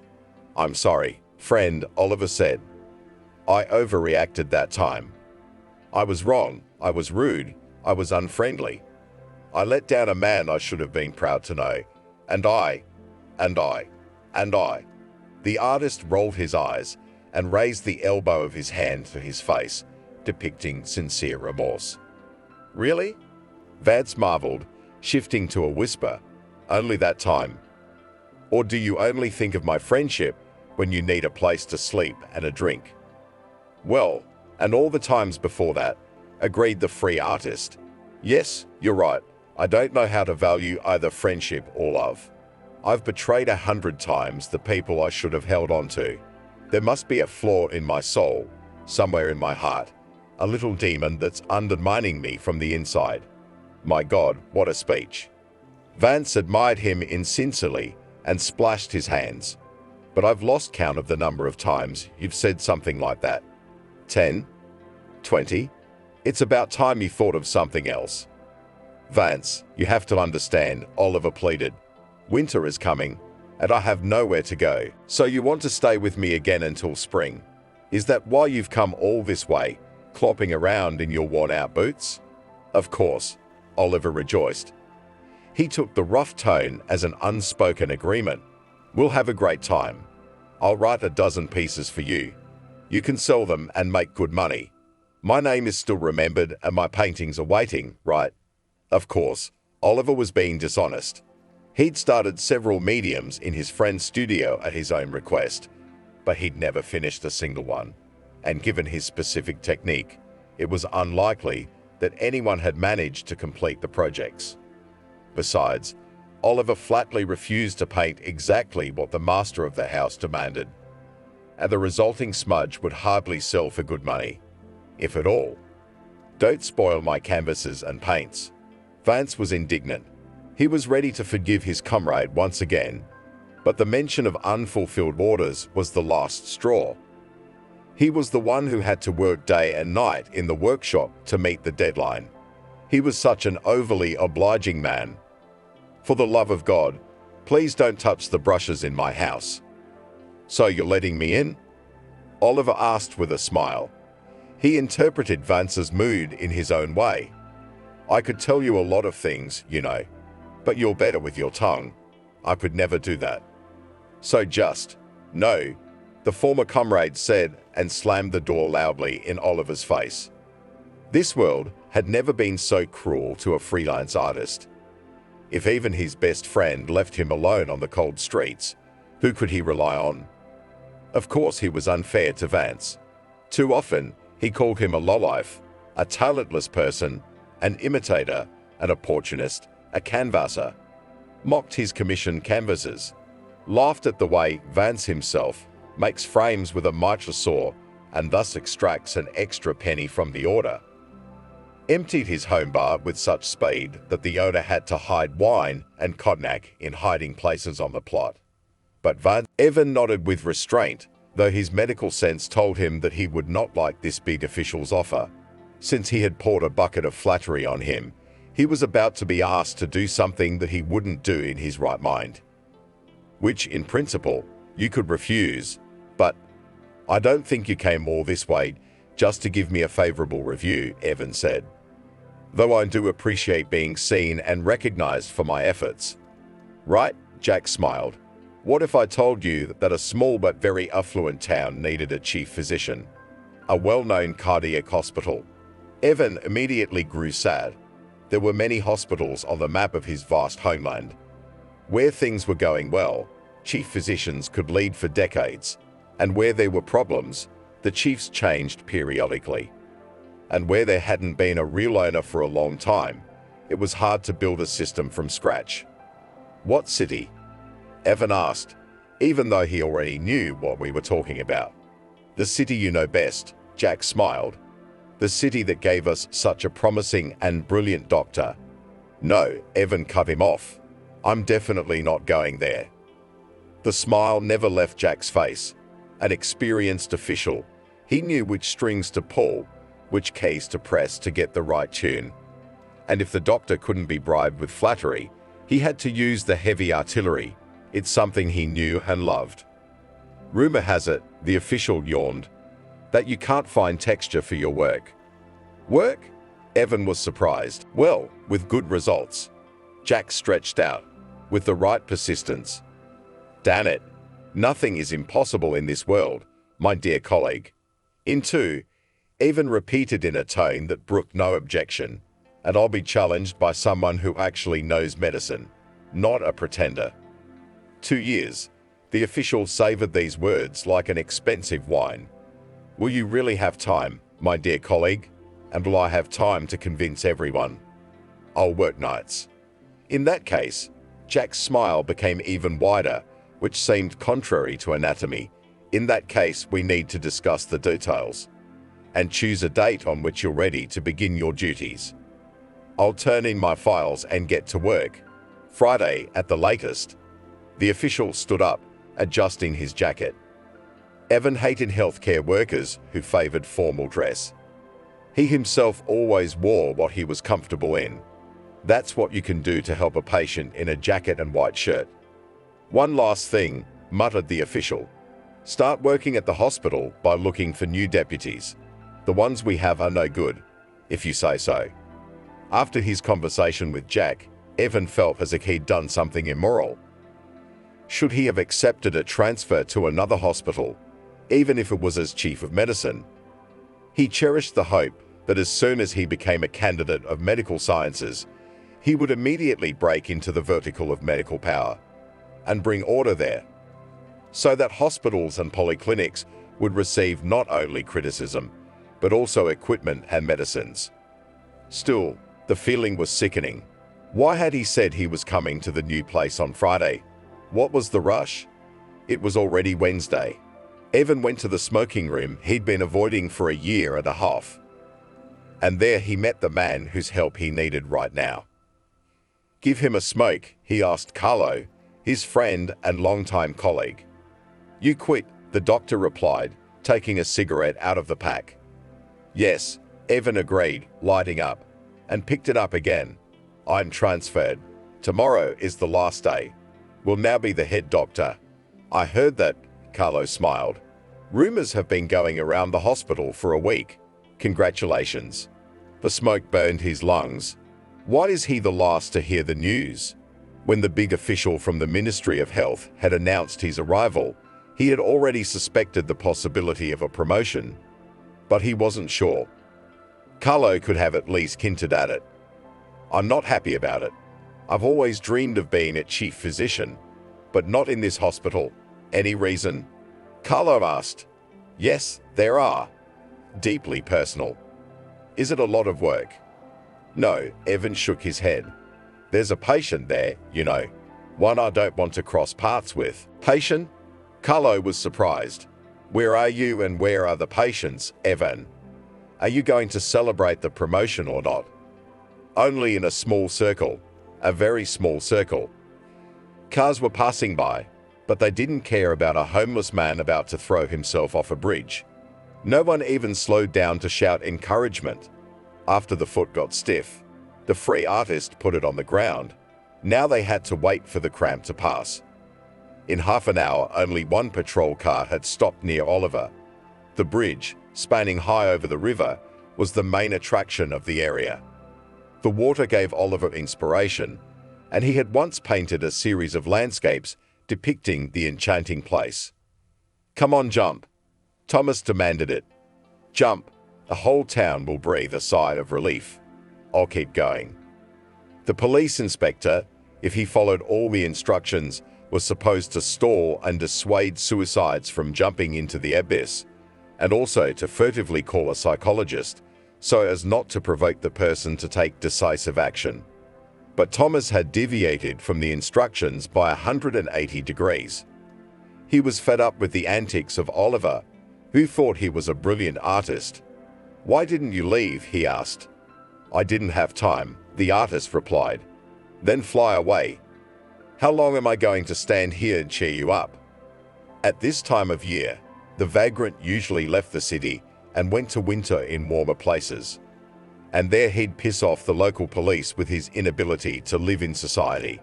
This year it's all gone wrong, which means trouble and more work. Thomas was being ironic when he suggested that the artist jump, but it was a joke about his secret desires. You've got to stall me, Oliver objected, as if you don't know the instructions. I do, Thomas replied. I know, that's why I'm going to confront you while no one is looking. Come here, come closer.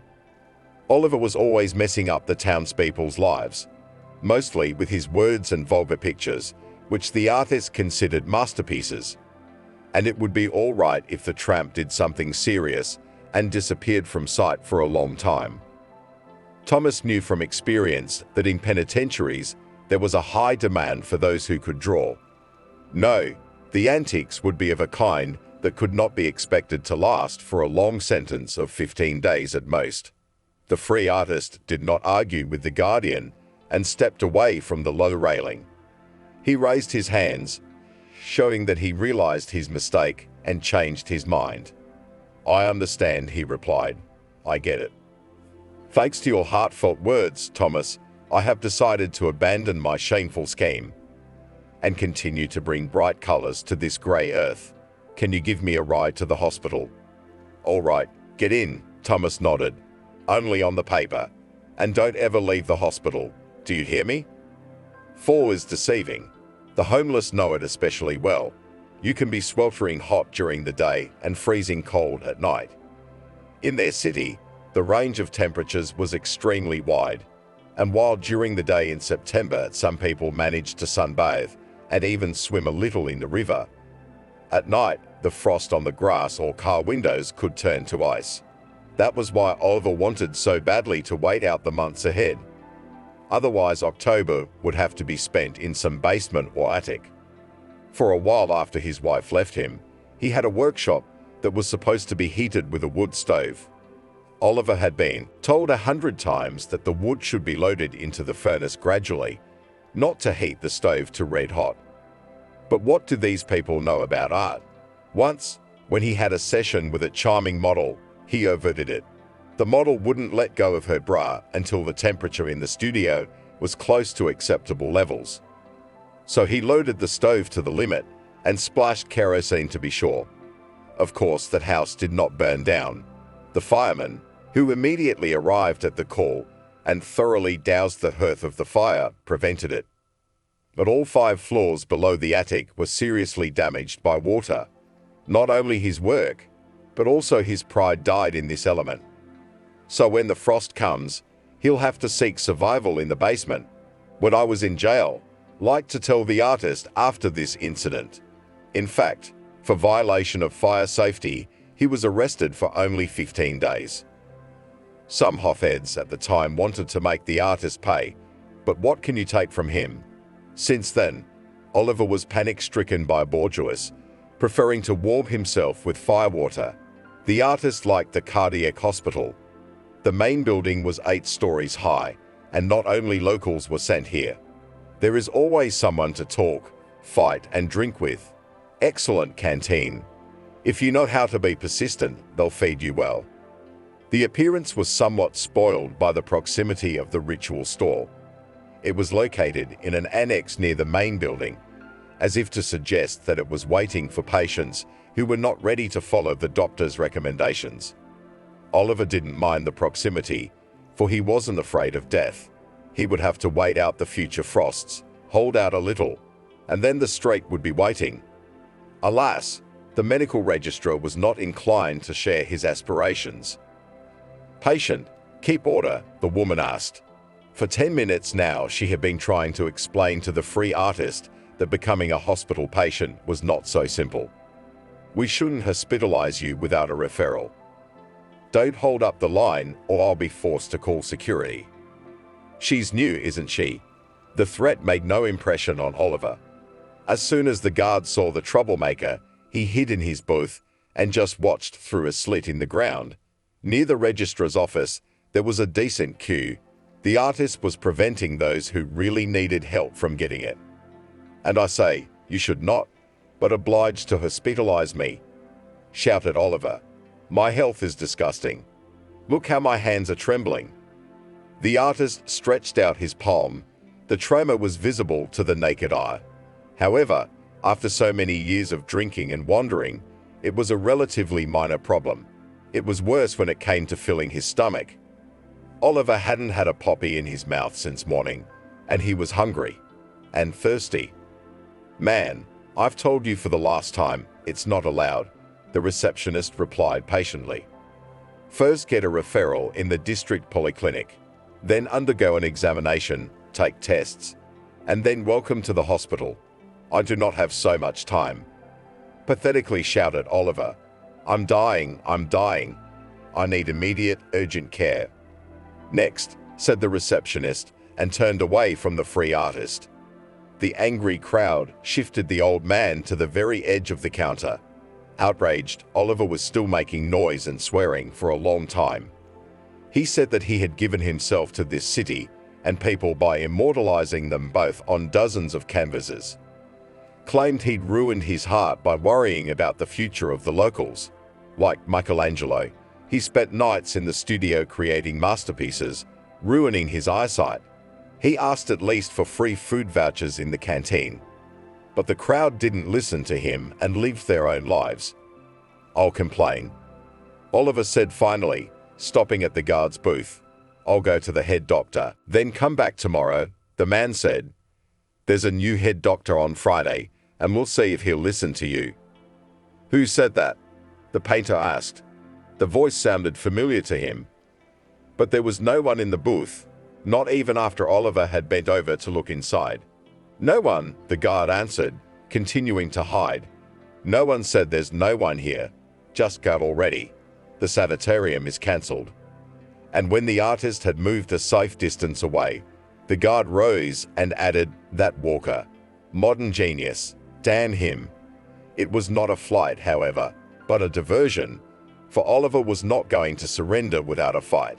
Retreating to the main entrance, he made one last attempt to storm the building. It was a busy Thursday afternoon outside the hospital. If he faked a heart attack believably enough, he'd be admitted to the hospital. It's all about believing himself. What does a heart attack look like? As he stepped out onto the porch, Oliver suddenly shrieked, putting all his artistry into his voice and movements. "Help! People! Help me! I'm dying!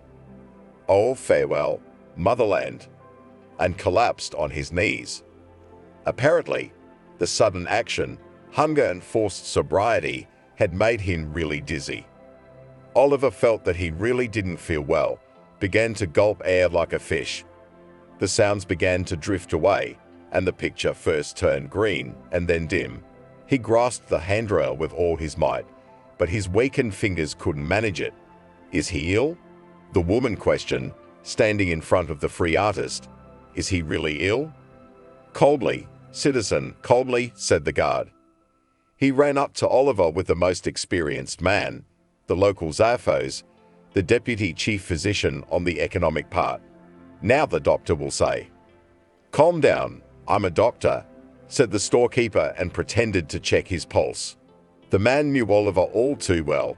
The free artist had spent a couple of years in the ward on his floor, turning the model ward into an artistic commune. And then he'd kept himself discharged for a long time, faking heart attacks every now and then. When the superintendent took the homeless man's dirty hand, ostensibly to check his pulse, he immediately wanted to disinfect his palms. "Pulse is fine," the man said to the crowd. He didn't want to check the rest of his body. "He's just a faker who's gonna make normal people run out of room in the hospital. You grab the legs, I'll grab the arms." The guard and the storekeeper dragged the beggar around the corner, where he was much less visible. "It's nothing," Christopher thought. "He'll lie down for a while and then he'll be gone." However, how he has got into the part. Indeed, Oliver did not utter a sound as they dragged him, though the way was a decent distance. The artist's head was thrown back, so the men had to be careful. "What's the matter, imposter?" said the bolder guard as they laid Oliver down on the pavement. "Nothing to say, faker." The artist only mumbled something unintelligible. His consciousness hadn't left him, but it was very foggy, and even the feeling of resentment toward those who should have helped and saved him was dulled. He thought that if it was death, it was no big deal. It wasn't painful at all, and it was hardly scary at all. He had always dreamed of meeting a creator and asking his opinion of his own works, whether they were masterpieces or cheesy. There are several reasons why a person does not want to return to his hometown. The main one is the potential meeting with people you don't want to see at all. Evan is fully committed to medicine, a noble endeavor, and he's been dedicated. Cardiology is one of the most challenging fields, but it's also one of the most promising. Starting a new patient was like walking through a minefield, but a mistake here cost the life not the doctor, but his ward. After all, more people die from heart and blood pressure problems than from armed conflicts. It wasn't just about saving lives. The cardiovascular system fascinated the doctor so much that he saw it as a model of the universe. Evan could talk for hours about how this organ is organized, why people suffocate, and how important it is to keep healthy. But his passion for medicine had a downside. At 35, he had nothing besides a dizzying career. No hobbies, no home, no wife, no children. Loneliness sometimes burdened, but there was no shortage of potential female admirers. The reason for loneliness and reluctance to return to his hometown are closely connected. His entire childhood was spent in the constant scandals of his mother and father. In the end, his father left, loudly slamming the door, which his mother has never forgiven him.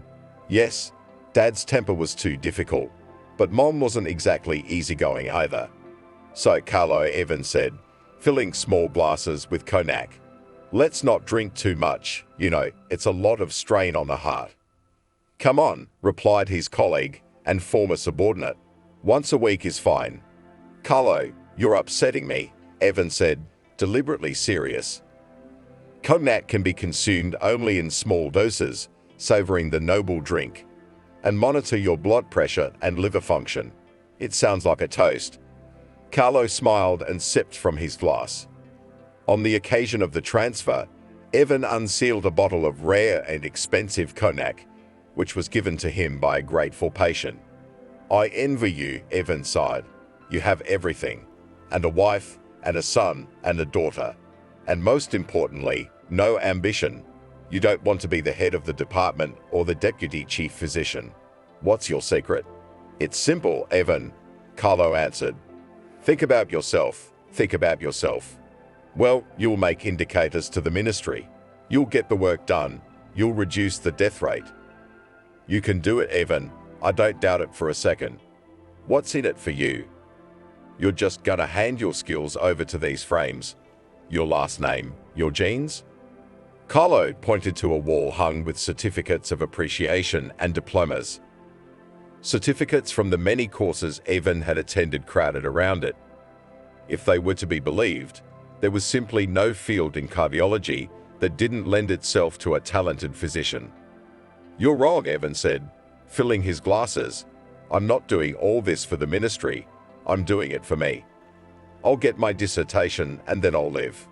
I'll get married." "I don't believe it." Carlo shook his head. "Why do you need a wife?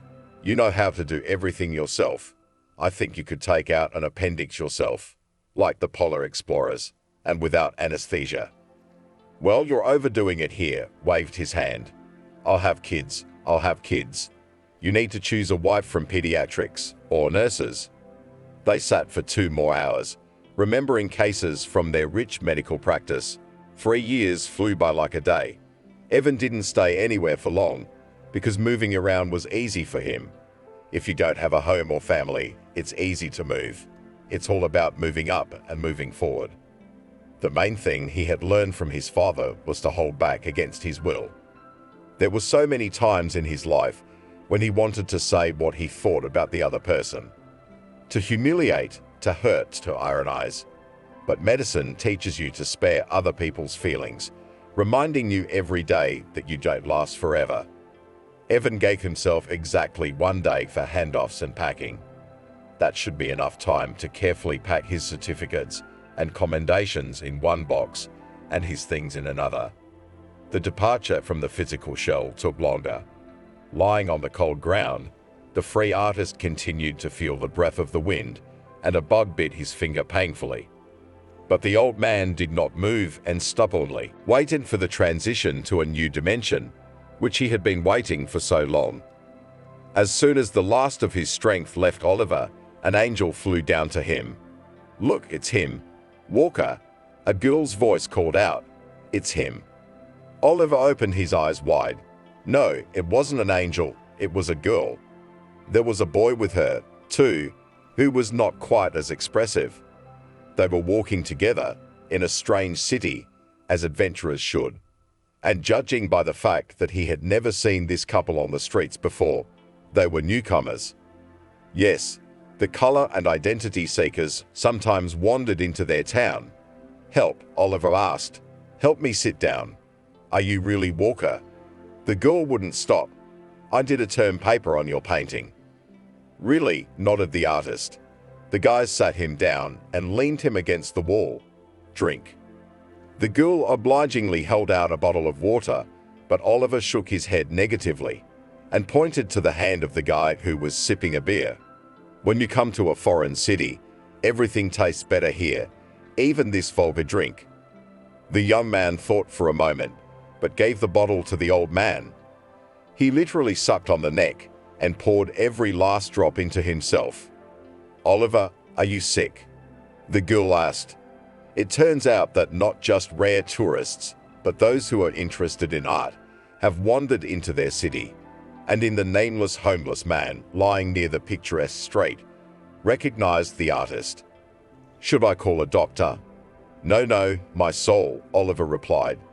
He was pleased to be known and remembered. "Lying here, in the shadow of the street, I've been gauging perspective. I was looking for inspiration for my new paintings. You see," said the young man, addressing the angelic girl, who couldn't get past Walker himself. "I told you, It's just a bum lying around. And you, bad for the artist, bad for the artist. Peter, what are you? The girl hissed at him.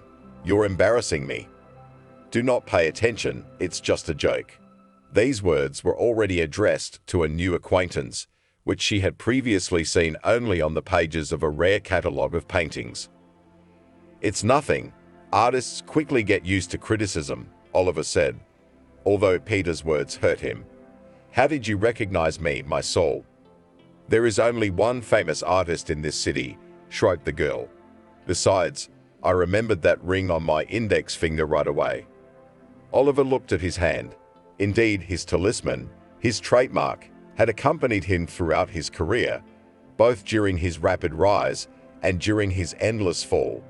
The red stone looked like a sapphire caught in the clutches of course, answered the artist without a shadow of embarrassment. A complete exclusive, the rise and fall of Oliver Walker. Interested. The naked eye could see that the guy did not like the idea very much, but he'd come from far away, come at random, so he was ready for adventure at heart. Peter had no idea why this bum in dirty clothes his girlfriend called an artist, but in order not to quarrel, he was ready to tolerate the society of a strange man, especially since he looked harmless. Oh, that deceptive appearance.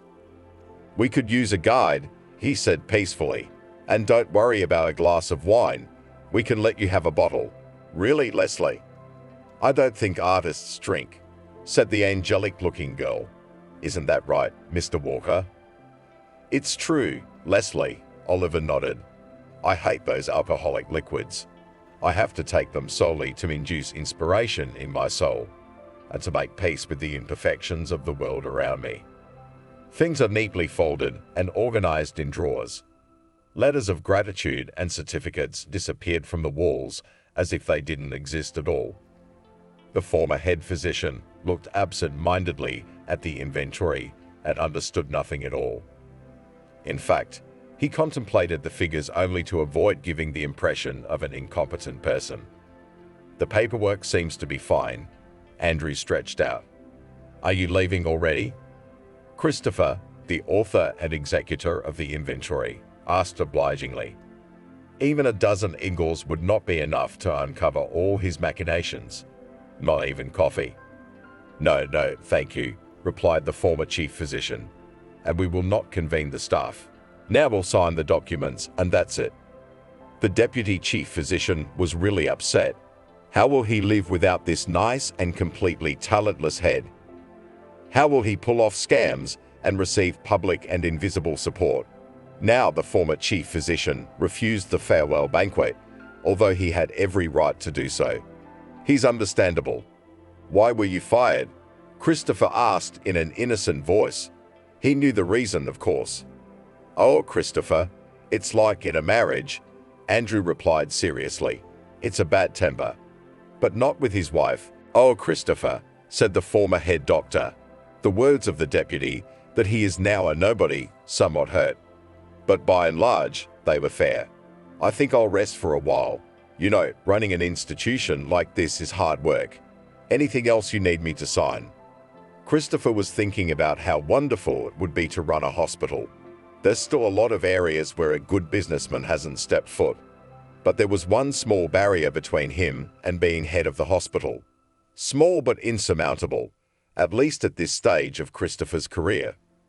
The tour of the city was a kilometre-long road from the hospital to Morbulus's café. And what else could Oliver show these young, uneducated tourists? Referring to the fact that they were going to have a long walk, the free artist offered to refresh themselves, but not to drink alcohol under any circumstances. Supposedly, it makes tourism lose its elitism. The café, Morbulus's, was located in the basement of an old building. There was a terrific atmosphere, for which the place was loved by both locals and guests. The good weather only enhanced the feeling of a wonderful mood. Nearby was a charming fountain with a boy and a goose, another attraction. Can't we even have a glass of beer? Peter asked in surprise. Absolutely not. Oliver objected eagerly. Although the Morbulus has its own brewery, That's no reason to confuse alcoholism with tourism. Is it real? Leslie asked incredulously. Or do they just dilute the concentrate and refrigerate it? It's the real thing, said the artist. I dedicated a cityscape to this marvelous equipment. Would you like to check? Oliver suggested a seat on the terrace. The weather was glorious, and he hoped that his dirty clothes would not give off an unpleasant odor here and spoil the mood of his unexpected sponsors. They took the large table the artist had pointed out to them. He himself positioned himself so that the waiter would not notice him until the last.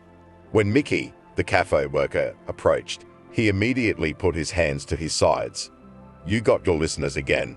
he asked, looking at Oliver. "What do you think you're doing, young man?"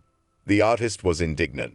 "My new companions have traveled a long way to enjoy the beauty of this city.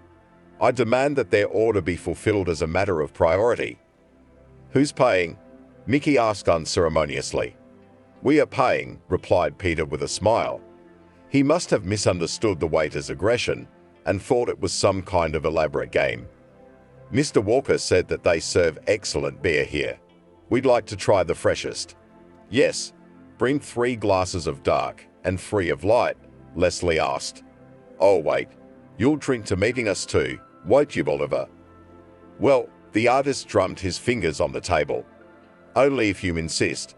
But then I'd ask for more wings. These wings are great." So the waiter summarized. 3 glasses of light, 3 glasses of dark and wings. 3 servings, Peter said. "We can put down a deposit." "That won't be necessary," Mickey smiled. "Right away. I hope you know what you're doing, young people." Oliver really found an appreciative audience. A boy and a girl listened to his stories about how masterpieces were created. Anticipating a brilliant drink, he immediately became a goldsmith. The planning horizon of a beggar is narrowed down to one day, and if the future in this perspective is rosy, then you can relax. The day dissolved imperceptibly in the rays of sunset, and beer as smoothly passed into fortified wine. The tourists were quite tipsy, but the free artist could not boast of sobriety either. At such moments, he forgot that he had long ago lost his studio, lost his brushes and paints, and slipped to the bottom of life. He was awakening in him the very artist who, thanks to the efforts of unknown authors, got into the anthologies of creativity. "So when are we going?" Leslie asked. "To see the city?" "I could use a stretch." "You didn't stretch enough, my soul." The artist asked me sympathetically. "Waiter." No, I'd had enough alcohol." The girl waved her hands. "I'm not even sure I can go." The incomparable Leslie. The hop unleashed Oliver not only his tongue, but also his sinful thoughts. "Have you ever done any modeling?"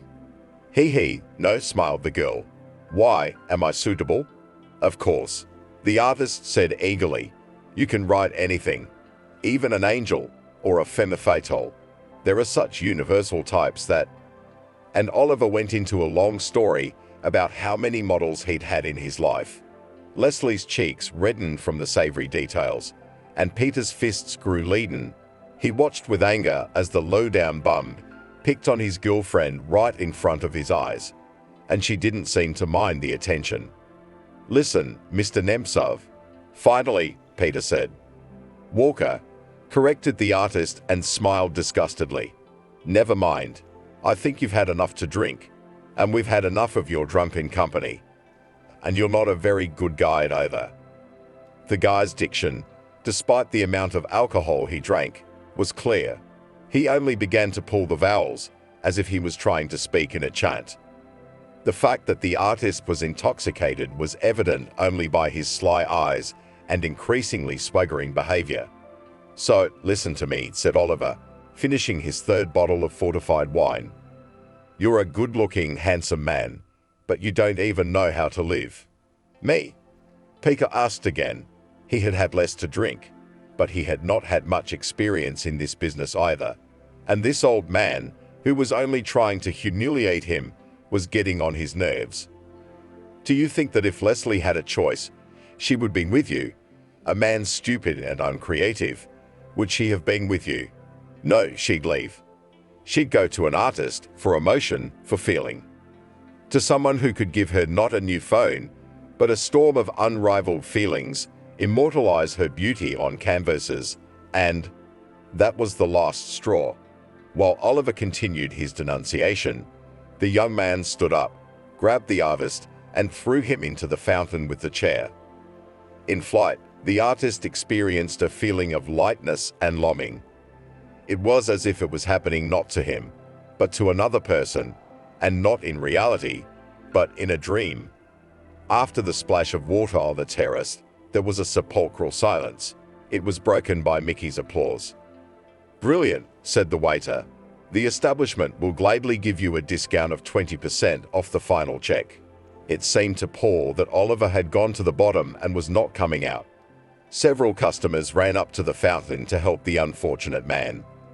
Leslie seemed ready to fall through the ground from shame and embarrassment. Evan looked around the office to see if he'd forgotten anything important. It looked like he'd taken everything. Thanks to this madhouse, let's go to another one. For several years, he had been working as the head of the cardiology department, angry at someone, hoping for something, and now he was going to conquer a new peak.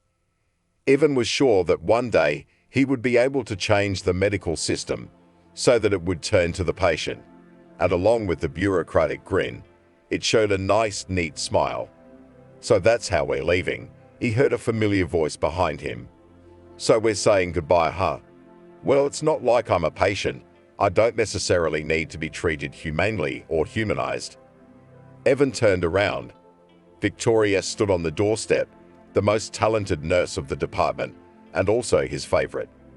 She was an incredibly beautiful girl, with a chiseled figure and a charming face, but a sharp tongue.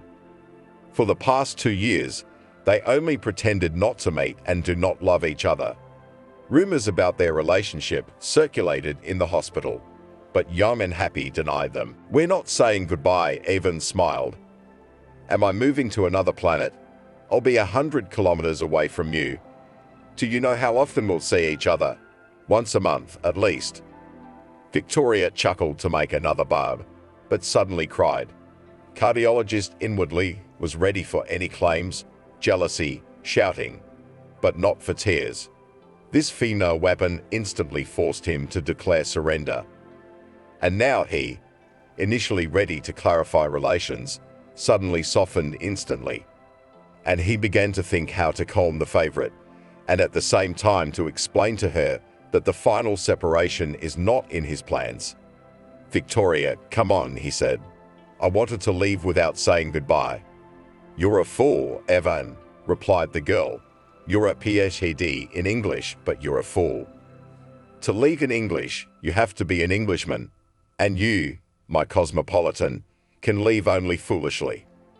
Vuka had recently turned 25, and all the nurses she had started working with after college had either gone off to study to be doctors or had jumped out and gotten married and gone on maternity leave. But who were they getting? Drivers, laborers, managers at most. Victoria wanted a prince. The only one available was Evan, who was more like a king in exile, an eternal wanderer, prevented from ascending to the throne by his enemies. "Victoria, come on," the cardiologist said again. "You and I are not saying goodbye. I believe in long-distance relationships." "Really?" asked the girl, "and I do not believe. Do you know how many proposals I've had? Marriage?" Evan was surprised. "I thought we were dating." "You're a fool, Evan," shouted the nurse. "Job offers. I'd had all kinds of job offers. Head nurse, private clinic. You're the only reason I've stuck around. I'm waiting for you to make me happy." Evan had to admit that she was right. It was high time for him to settle down, to have a family and children. They managed to hide their relationship even from their friend Grishka. That, by the way, is not very upset about the departure of a comrade. After all, not somewhere there is going, and on the promotion. "I'm sorry, Victoria," Evan exhaled. "I guess I'm just not ready. I'm just not ready yet, that's all." "For what?" "Well, for my family," the cardiologist replied. "If my kid gets sick, And you know what I'm like. I'll call a concilium. We'll discuss all the stuff snot or, God forbid, upset stomach. Silly, silly Evan, Victoria said, but in a calm voice. She took her man's hand. We just have to try to do things the way people do. How? Evan asked. I asked you to keep our relationship private so you wouldn't get strangled here. Do you know how hard it is for a husband and wife to be in the same team? I could handle that, Victoria replied defiantly. Or haven't you seen how strong I am? I mean something else. You could have introduced me to your parents, rented an apartment together. You know, in the dormitory, there are no romantic meetings. Are you really that desperate for money for me? Evan felt embarrassed. Even though he held a respectable position, he still lived in the dormitory as a lab technician. Except that they gave him a separate room, but the doctor did nothing to make it cozy. He didn't even hang a curtain on the window. Victoria lived a floor above, and she had to master the wonders of spy science so that no one would see their meeting, and he didn't provide her with any romance. If he gave her flowers, it was once a year, not more often. He never took her to the sea. True, always helped financially, but money is just a piece of paper, not feelings. It became a discovery for him that his Vicky, whom he shamelessly used for the last 2 years, also has a soul, and he seemed to have spit in that soul. Introduce her to his parents, Evan sighed, trying to change the subject and push the unpleasant feelings away. Alas, that's impossible. My parents, you know. And the cardiologist made a vague gesture, which could be interpreted in 2 ways if desired. Either absent in principle, or flew to another planet. Evan was ready to support any version, as long as he didn't tell the truth. But you have parents, Victoria shouted impatiently. I saw the lens. And they live in the same city where you go to work. You expect me to believe in such coincidences? Did you look at my documents? The cardiologist asked. Of course, replied the nurse. I need to know if you're divorced, if you pay alimony. Oh, come on. You understand. My parents are. How can I put it delicately? Well, you're not gonna like it. You got a woman in there. Victoria hissed angrily. Maybe your true love is out there waiting for you. And I'm just a substitute brigade for an urgent need. No, what are you? Said the doctor. Victoria, I realize how I look from the outside. And I realize I'm being a pig too. But you and I are adults. Can't we just? Evan, stop it. The nurse interrupted him, impatient. I believe you, but let's make a deal. If you're leaving for good. And don't call me, and don't write, and don't ask for anything. I'll never give you anything else, not one cell of my body. And I swear I'll marry the first tractor driver or combine harvester I see, whoever calls. Evan sighed. Victoria was really good for him. She not only knew her worth, she had it. And he treated her wrong, looked down on her. He used her love like he was taking raisins out of a bun. Everything tasty in his mouth and the rest on the floor. That's not right. But why didn't you think of that before? Victoria, he asked, give me a week. How about this? 1 week from now, and everything will come to a head. Either I propose to you, or we go our separate ways. Okay? The girl was silent, wondering what to say. There was a whole range of feelings on her face. She must have been trying to understand why she was wasting her time with this good but indecisive man. So, while the operation is going on and seconds count, he can make the right decision quickly. But if the question is about his personal life, he needs weeks, months, years. The answer to the indecisive sweeter was forming in her mouth. You know what, Evan? The flight into the fountain was unpleasant, but it was sobering. The cold fall air was invigorating. Oliver thought that he'd really behaved inappropriately. But that thought existed in his head, without any remorse or desire to make amends. It was already done, so why worry about it? Thank you, he said to Peter, who approached the bum. Indeed, My closet should have been washed a long time ago. If you come near my girlfriend again, you hear me? Threatened the guy. I'll have you. I'll have you. Come on, Peter, come on. Leslie ran up to him. Oliver, I'm so embarrassed. It's okay. I deserve it. The artist smiled. He again wanted to make an offer to work for him as a model, but changed his mind, looking at the young competitor. Very, very glad to meet you. Young people, come to our city again. A murmur reigned in the cafe. The second waiter put a tray with 2 bottles of wine and rushed somewhere inside into the barrels. He was probably going to call Thomas to have Oliver detained and brought to the station, but such a prospect was not in the plans of the free artist. He thought that any situation, even the most unenviable, could be capitalized on. Besides, Oliver had a more pressing problem. He needed to dry his clothes before night fell. Of course, it wasn't as cold as December or January, but catching pneumonia was a real possibility. Fortunately, he already had a plan of action for such an eventuality. Getting out of the fountain, he slowly strolled away, and while the attention of all the visitors was drawn to the young hero who had sent him into the swim, Oliver nimbly stole 2 bottles of fortified wine left by the waiter and hid them in his coat. He walked out of the cafe with a victorious gait, waving goodbye to the woman at the table. Oliver moved a safe distance away, fearing not so much exposure as freezing. A plan to escape a cold death had already matured in his mind. Across the street from the cafe was a park that had recently been landscaped. They had put benches, gazebos, playgrounds for children, and most importantly, braziers where you could build a fire and use it to dry things. Oliver was lucky. Someone had recently roasted meat and left warm coals. The artist threw some brushwood he had gathered nearby and began to fan the flames. There was something philosophical in it, something eternal. It is true what they say, you can look at the fire endlessly. When the branches were burning, he put a couple of logs to them, as if they had been left there for him. When he was warm enough, Oliver found a large bough, pressed it into the ground, and hung up his coat to dry. He put his boots and socks on the edge of the brazier, away from the flames. He buried his feet in the sand mixed with ashes and sat down on a log. So he spent 2 hours warming himself by the flame and sipping wine from a bottle. The blissful warmth spread both outside and inside his body.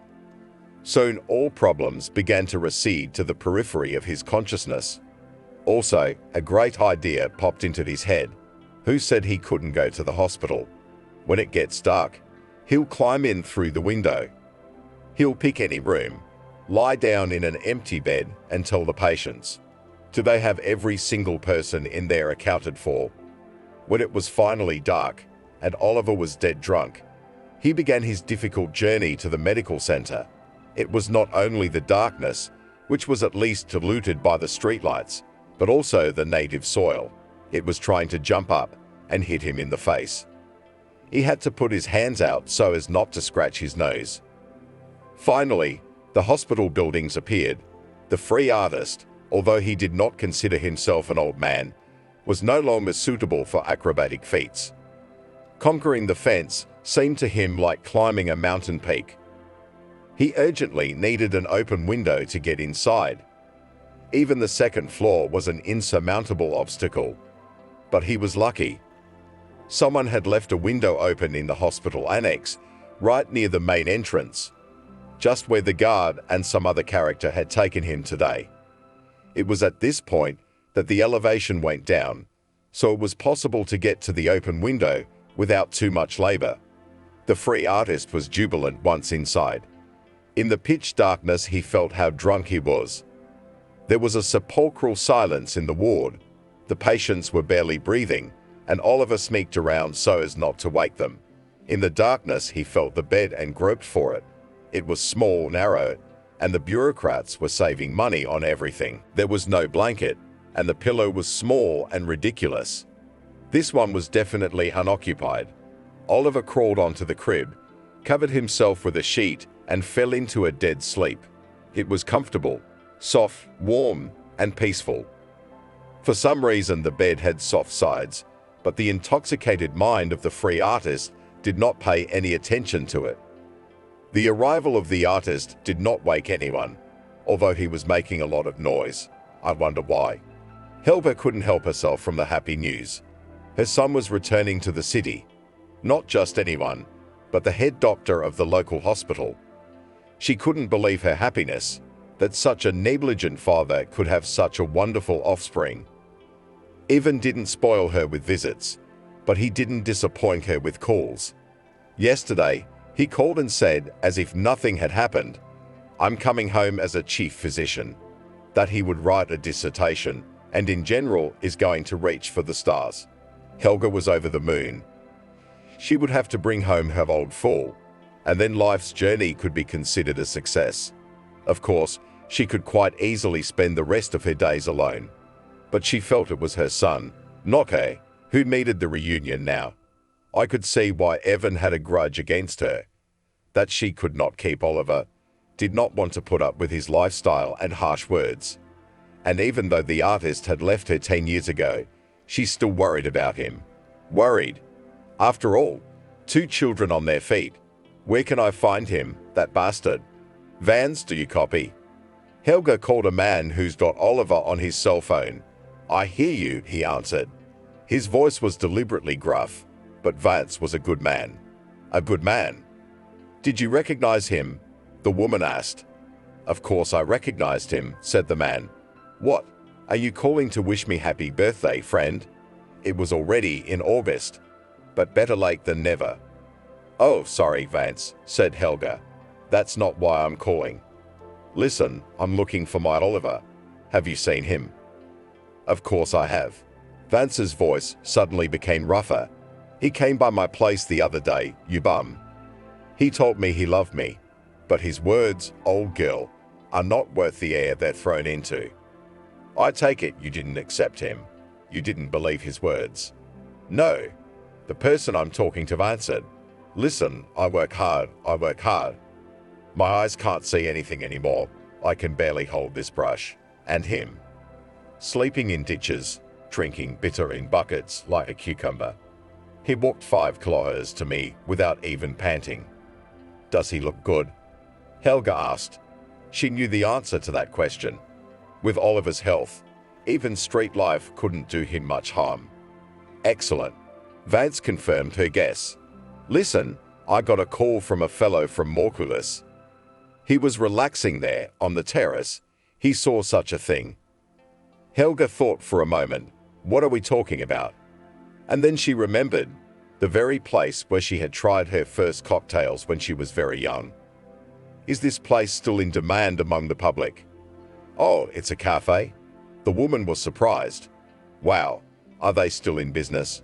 "Of course," replied Vance. "And you do not go out of the house at all?" "Oh, I go out, Vance. I go out."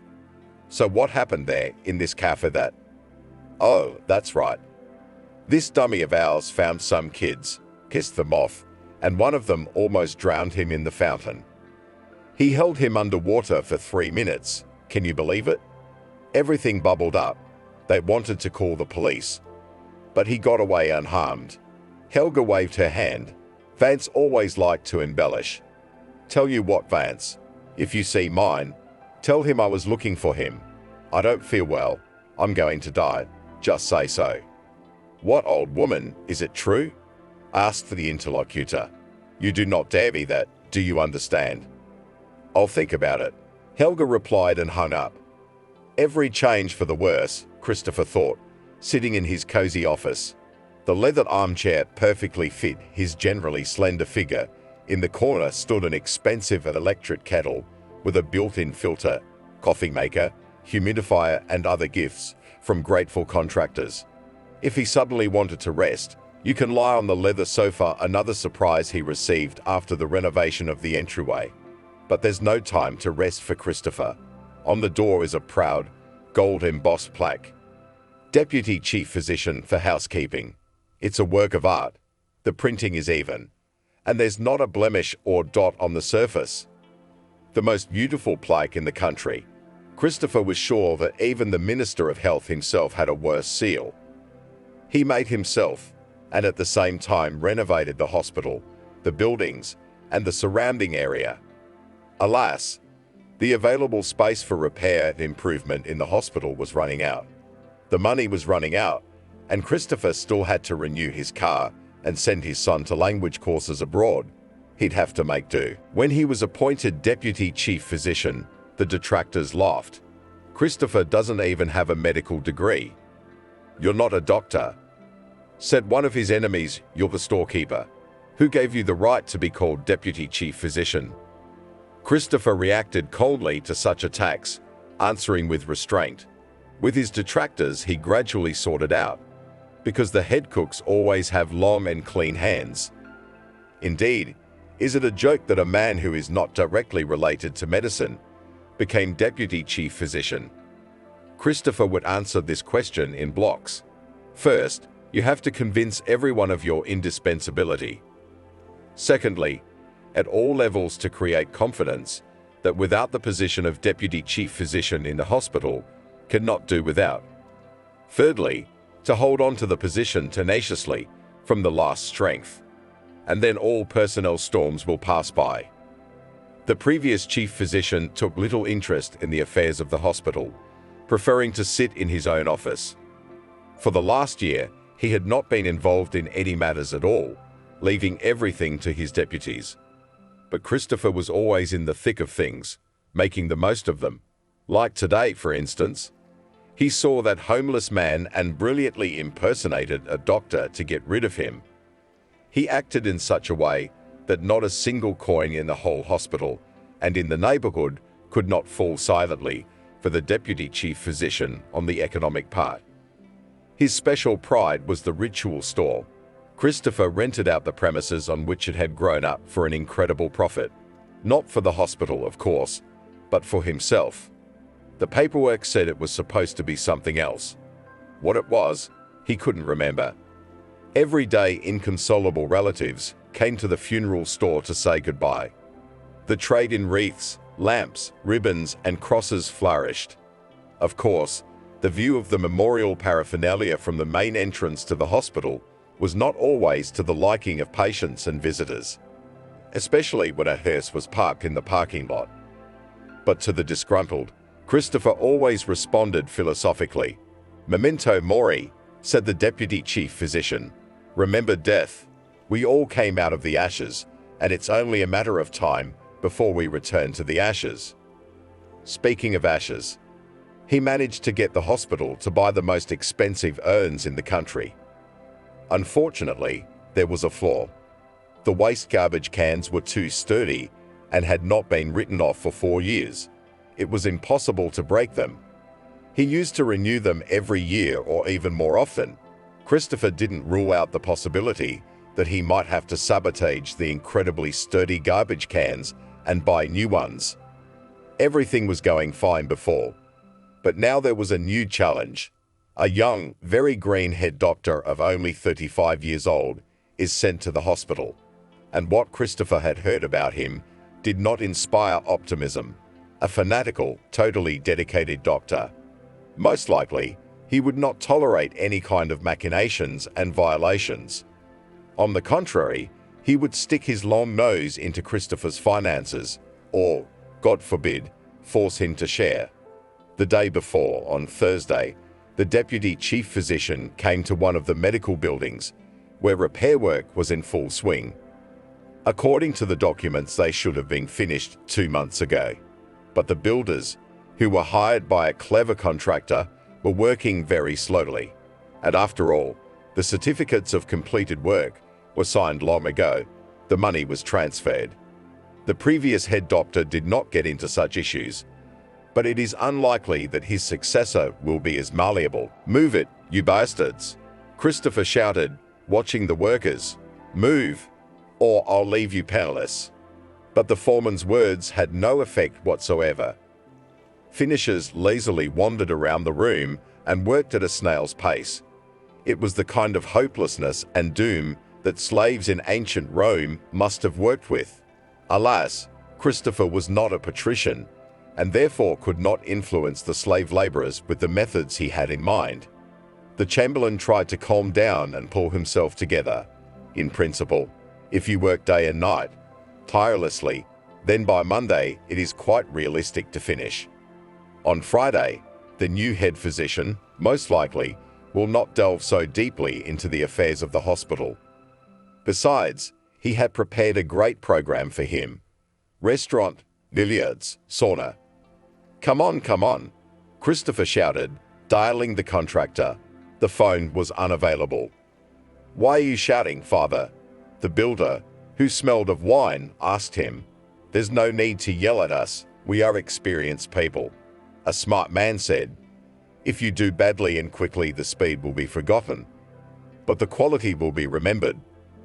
And good deeds, as usual, are not done quickly. Can you do a good job? Christopher challenged. You just do it for me, no matter how.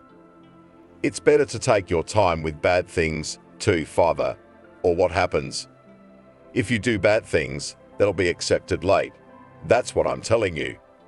No, I couldn't argue with those bastards. That's what. Very glad to meet you, the man said.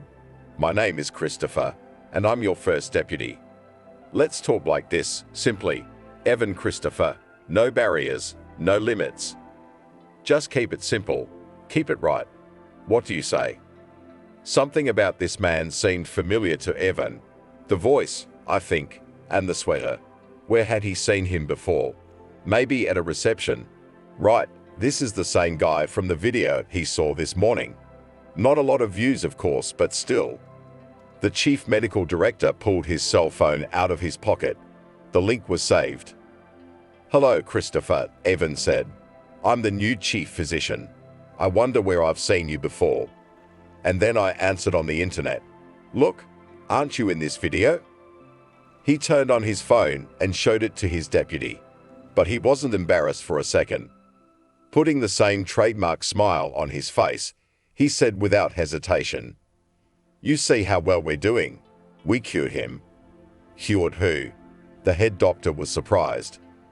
You know who, the patient. Here. Did not go a little bit to the emergency room, so we moved. Do not pay attention, do not worry. Do you know what happened to him? Evan asked. Of course, Christopher replied. He's fine. We carry him a little bit. He got up and walked away. What's this man's name? So I can verify the information. Noma's Oliver. The deputy started tapping his fingers thoughtfully. Nemtsov. Walker. Evan, what's wrong? Are you not feeling well?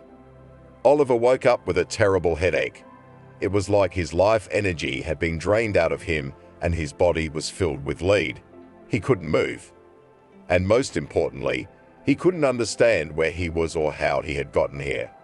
The free artist was lying on his side in a semi-dark room. Everything in front of his eyes was red, as if a tasteless curtain had been thrown in front of him. Only his left arm moved faintly, the rest of his body stiff from the forced pose. Yesterday came back in fragments that appeared before his mind's eye, as if in a kaleidoscope. Here he was being kicked out by Vance. Here he asks to be put in the hospital. Then, as in the good old days, he drinks at Morbilus's and bathes in the fountain. And he seems to be going to the public garden. How did he end up here? When he heard voices, Oliver hurried to cover himself with a sheet.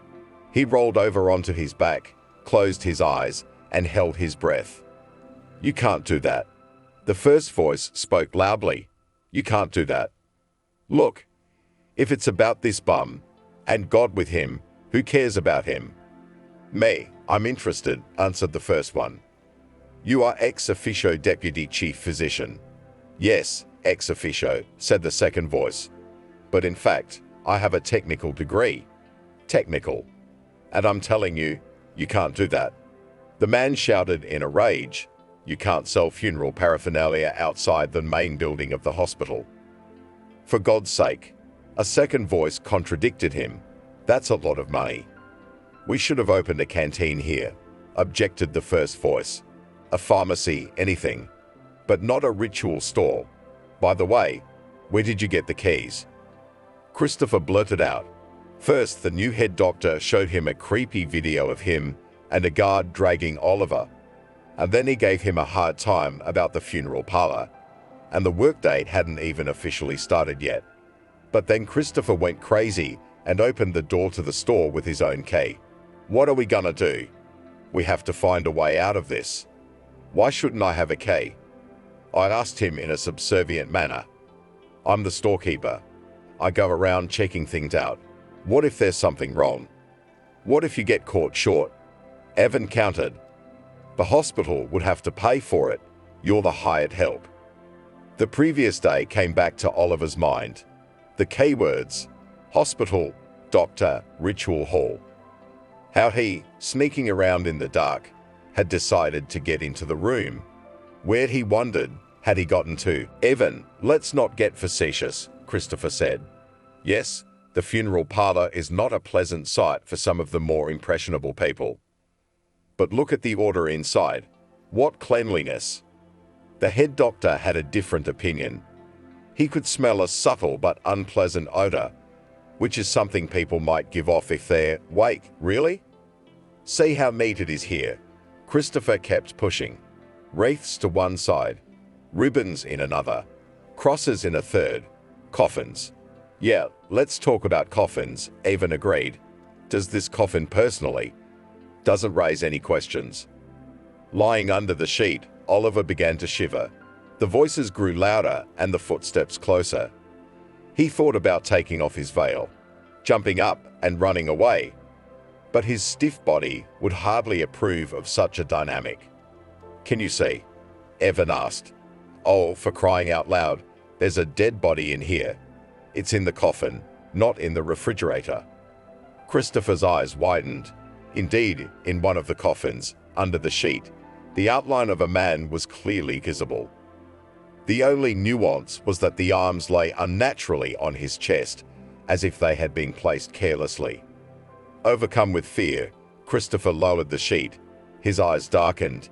In the coffin lay the homeless man they had carried around the corner of the hospital yesterday. Good God, the deputy whispered, crossing himself. God forgive me, God forgive me, God forgive me. Father! Evan shouted, running up to the coffin. Father! Christopher sobbed. He felt sorry for everyone. The poor bum whose heart attack yesterday he'd mistaken for a talent act. The new head doctor, who was starting work with such a tragic incident, but most of all himself, because it is he, Christopher, who will be held responsible for what happened, and it looks like it's going to be more than just a dismissal. Investigators from the capital will come here. They will dig, and they will find every penny that leaked past the state treasury. Ahem. Suddenly the corpse coughed and opened his eyes. Oh, Evan, it's been years. Did you forget about your file? In the ensuing silence, a noise was heard as the deputy chief physician for economic affairs collapsed to the floor. Evan slapped Christopher's cheeks, trying to bring him to his senses. The deputy chief opened his eyes. It's a good thing there's carpeting everywhere, he whispered. I'd have gotten hurt. The homeless guy was waddling around, warming up. How could he be Evan's father? Well, life happens, Christopher thought. Sometimes the most disgusting parents have great kids. But more often than not, it's the other way around. Are you awake? The doctor in charge asked. I want a written explanation. Today. With these words, Evan headed for the exit. He had a hard job ahead of him. If he was met with such a mess at the entrance to the hospital, what would happen next? He had not yet touched the medication, the quality of the treatment, and other aspects that made up the success of the treatment. Evan walked with a steady stride, followed by Christopher, who had come to his senses. Oliver, exhausted from last night's drunkenness, was trailing behind him. He was thirsty, and he was leaning against the faucet of the cooler in the ritual store, behind his son. The deputy chief physician was in such a hurry that he'd forgotten to lock the door. Evan, shouted Christopher as they passed through the lobby of the main building. I can explain everything, I swear. I don't doubt it for a second, the head doctor replied. Both explain and answer. People began to stare at them. Evan felt awkward, realizing that his new staff was getting to know him here and now in a less than ideal environment. But he was not going to change his mind. Dear colleagues, he addressed those who were looking at him and Christopher. I'm sorry we're meeting in such a difficult environment, but we don't have time to dawdle. We have a lot of work to do. Let's get to work. The little speech seemed to make a good impression on the staff. Evan caught a few appreciative glances and smiles and nodded to each one, then froze in indecision, wondering what to do next. Heaven, for a word, a familiar voice sounded behind the newly minted head doctor's back. Victoria, said Evan, turning around. You're the last thing I needed. Evan, I'm not waiting, the girl replied. You'll give me a few minutes right now, or I'll leave you forever. Christopher rubbed his hands together. This was his salvation. Now, according to the situation, he would either organize a private meeting between them or... No, the chief was definitely not going to kick her out. Zaphos decided to take full control of the situation. Yes, don't kick the girl out. He said, come on, I'll show you your new office. You can talk to me. Here, look. This is Frank, our senior security guard. Frank, stay awake. He ran briskly up to the second floor of the main building, taking wide strides. He occasionally looked over his shoulder and made a hand gesture that said, catch up, catch up, catch up. Evan sighed and followed, taking Victoria under his elbow. Victoria, it's nothing personal, the chief said. It's all gone to shit here. That's fine, the nurse smiled. It's about time we got things in order, and I know how. As he passed the guard, Evan beckoned to him. Frank, a word. Oliver couldn't believe his eyes and ears for a long time. This was how his son had grown, not only in height, but also professionally. He's an entire head doctor. Now, probably, it will be possible to go to the hospital as a free hotel and canteen. Now, no one will dare to kick him out on the street and talk to him disrespectfully. And the guard, he can even pull his ears, and nothing will happen to him for this. True, when the free artist was distracted, just for a second. This nimble little man took his son away under his arm with some girl. No problem. We just need to find his office. He is the head doctor. Let the registrar try to stop him.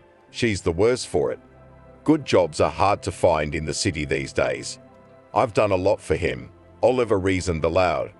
First of all, I brought him into the world. Secondly, I gave him a wonderful dog when he was 3. My wife didn't want him to have one, but who asked her? When my son was 6, I painted a portrait. What else did I do for him? I gave him a name, patronymic, and surname, of course. It wasn't much, but in Oliver's mind, he considered any indulgence to any man to be the highest gratitude on his part. So he was convinced that Evan would not refuse him help. Especially since it was winter and there was nowhere to go. He could go to breakfast in the morning and then to the city, to his favorite pubs and friends, and let them try to keep him out. Freeze. Oliver was brought out of his thoughts by a guard. He literally blocked the road, and the homeless man collided with him with all his might. That's when the power of his opponent was revealed. The guard didn't even stagger, but the artist collapsed to the ground. Hey, big guy, Oliver snapped at him. Get out of the way. This is a secure facility, the guard smiled. You can't come in and out of here as you please. Yes, you can, replied the artist. If your son is the head doctor. Who's that, Evan? The guard asked incredulously. That's your idea. That's a cross, Oliver said with heat. My dear son, it's been 10 years. Evan was under strict orders not to let you in, the guard explained. But I wouldn't have let you in anyway. Get out of here, or I'll call Thomas. To tell you the truth, I should have done that yesterday. No, the guard is definitely lying. There's no way his son, his own flesh and blood, would order his own father off the premises. The officer was definitely cheating. But how do we outsmart this lump? We must get inside by all means and talk to my son face to face. Okay, Oliver smiled. I'll do it. Can I use the restroom? To the bathroom? The guard asked and scratched his head. There were no orders from the chief physician, and to refuse such a request to a beggar is not Christian. Come on, I'll walk you out. As they passed the staircase, Oliver, with an unprecedented impetuosity for his age, suddenly darted away and ran upstairs. The guard shouted after him, but he couldn't move at the same speed. He could not move at the same speed. Here's your office, Chief, Christopher said. Simple but tasteful. In need of repair, of course. The office really didn't make the best impression. A shabby desk, a chair with a broken lift mechanism, a sofa on 3 legs. The walls were peeling and the doorknob was wobbly. Nothing in the world is random though. Christopher had deliberately chosen this particular office so that the new head of the department would ask him to tidy it up. The deputy would demonstrate his own indispensability and efficiency. Good, Evans said. He was unimpressed by this environment. Leave us alone. What about? Christopher began to wail. He was waiting for instructions to clean up the office. All right, go, Evan demanded. We'll deal with you later. The deputy walked out the door, puzzled. Say how messy it is, Evan said. What I have to work with here? You won't believe what happened. Evan, I've been thinking, Victoria said with a touch of solemnity. Marry me. With these words, she got down on one knee, took a box out of her pocket and opened it. Inside were a pair of charming cufflinks. Victoria, get up immediately. The head doctor demanded. What kind of joke is this? What kind of jokes? The girl questioned. You don't ask me to marry you. So I decided to ask you myself. Well, say yes or no. The door swung open. Oliver stood on the threshold, and a few seconds later the guard ran up. Son, shouted the artist. Son, that's how you are with your father, isn't it? Evan, I'm sorry. The guard shouted over him. That old rascal has escaped. I've overtaken. The head doctor was silent. Then he looked at Victoria, who continued to kneel, and said, You wanted to meet my father. Evan pointed at the dirty bum. Meet Oliver Walker. After, Evan, after, the girl said impatiently. I was asking you a question. I agree, Victoria. I'm in. Only on one condition. You'll work here with me. Okay,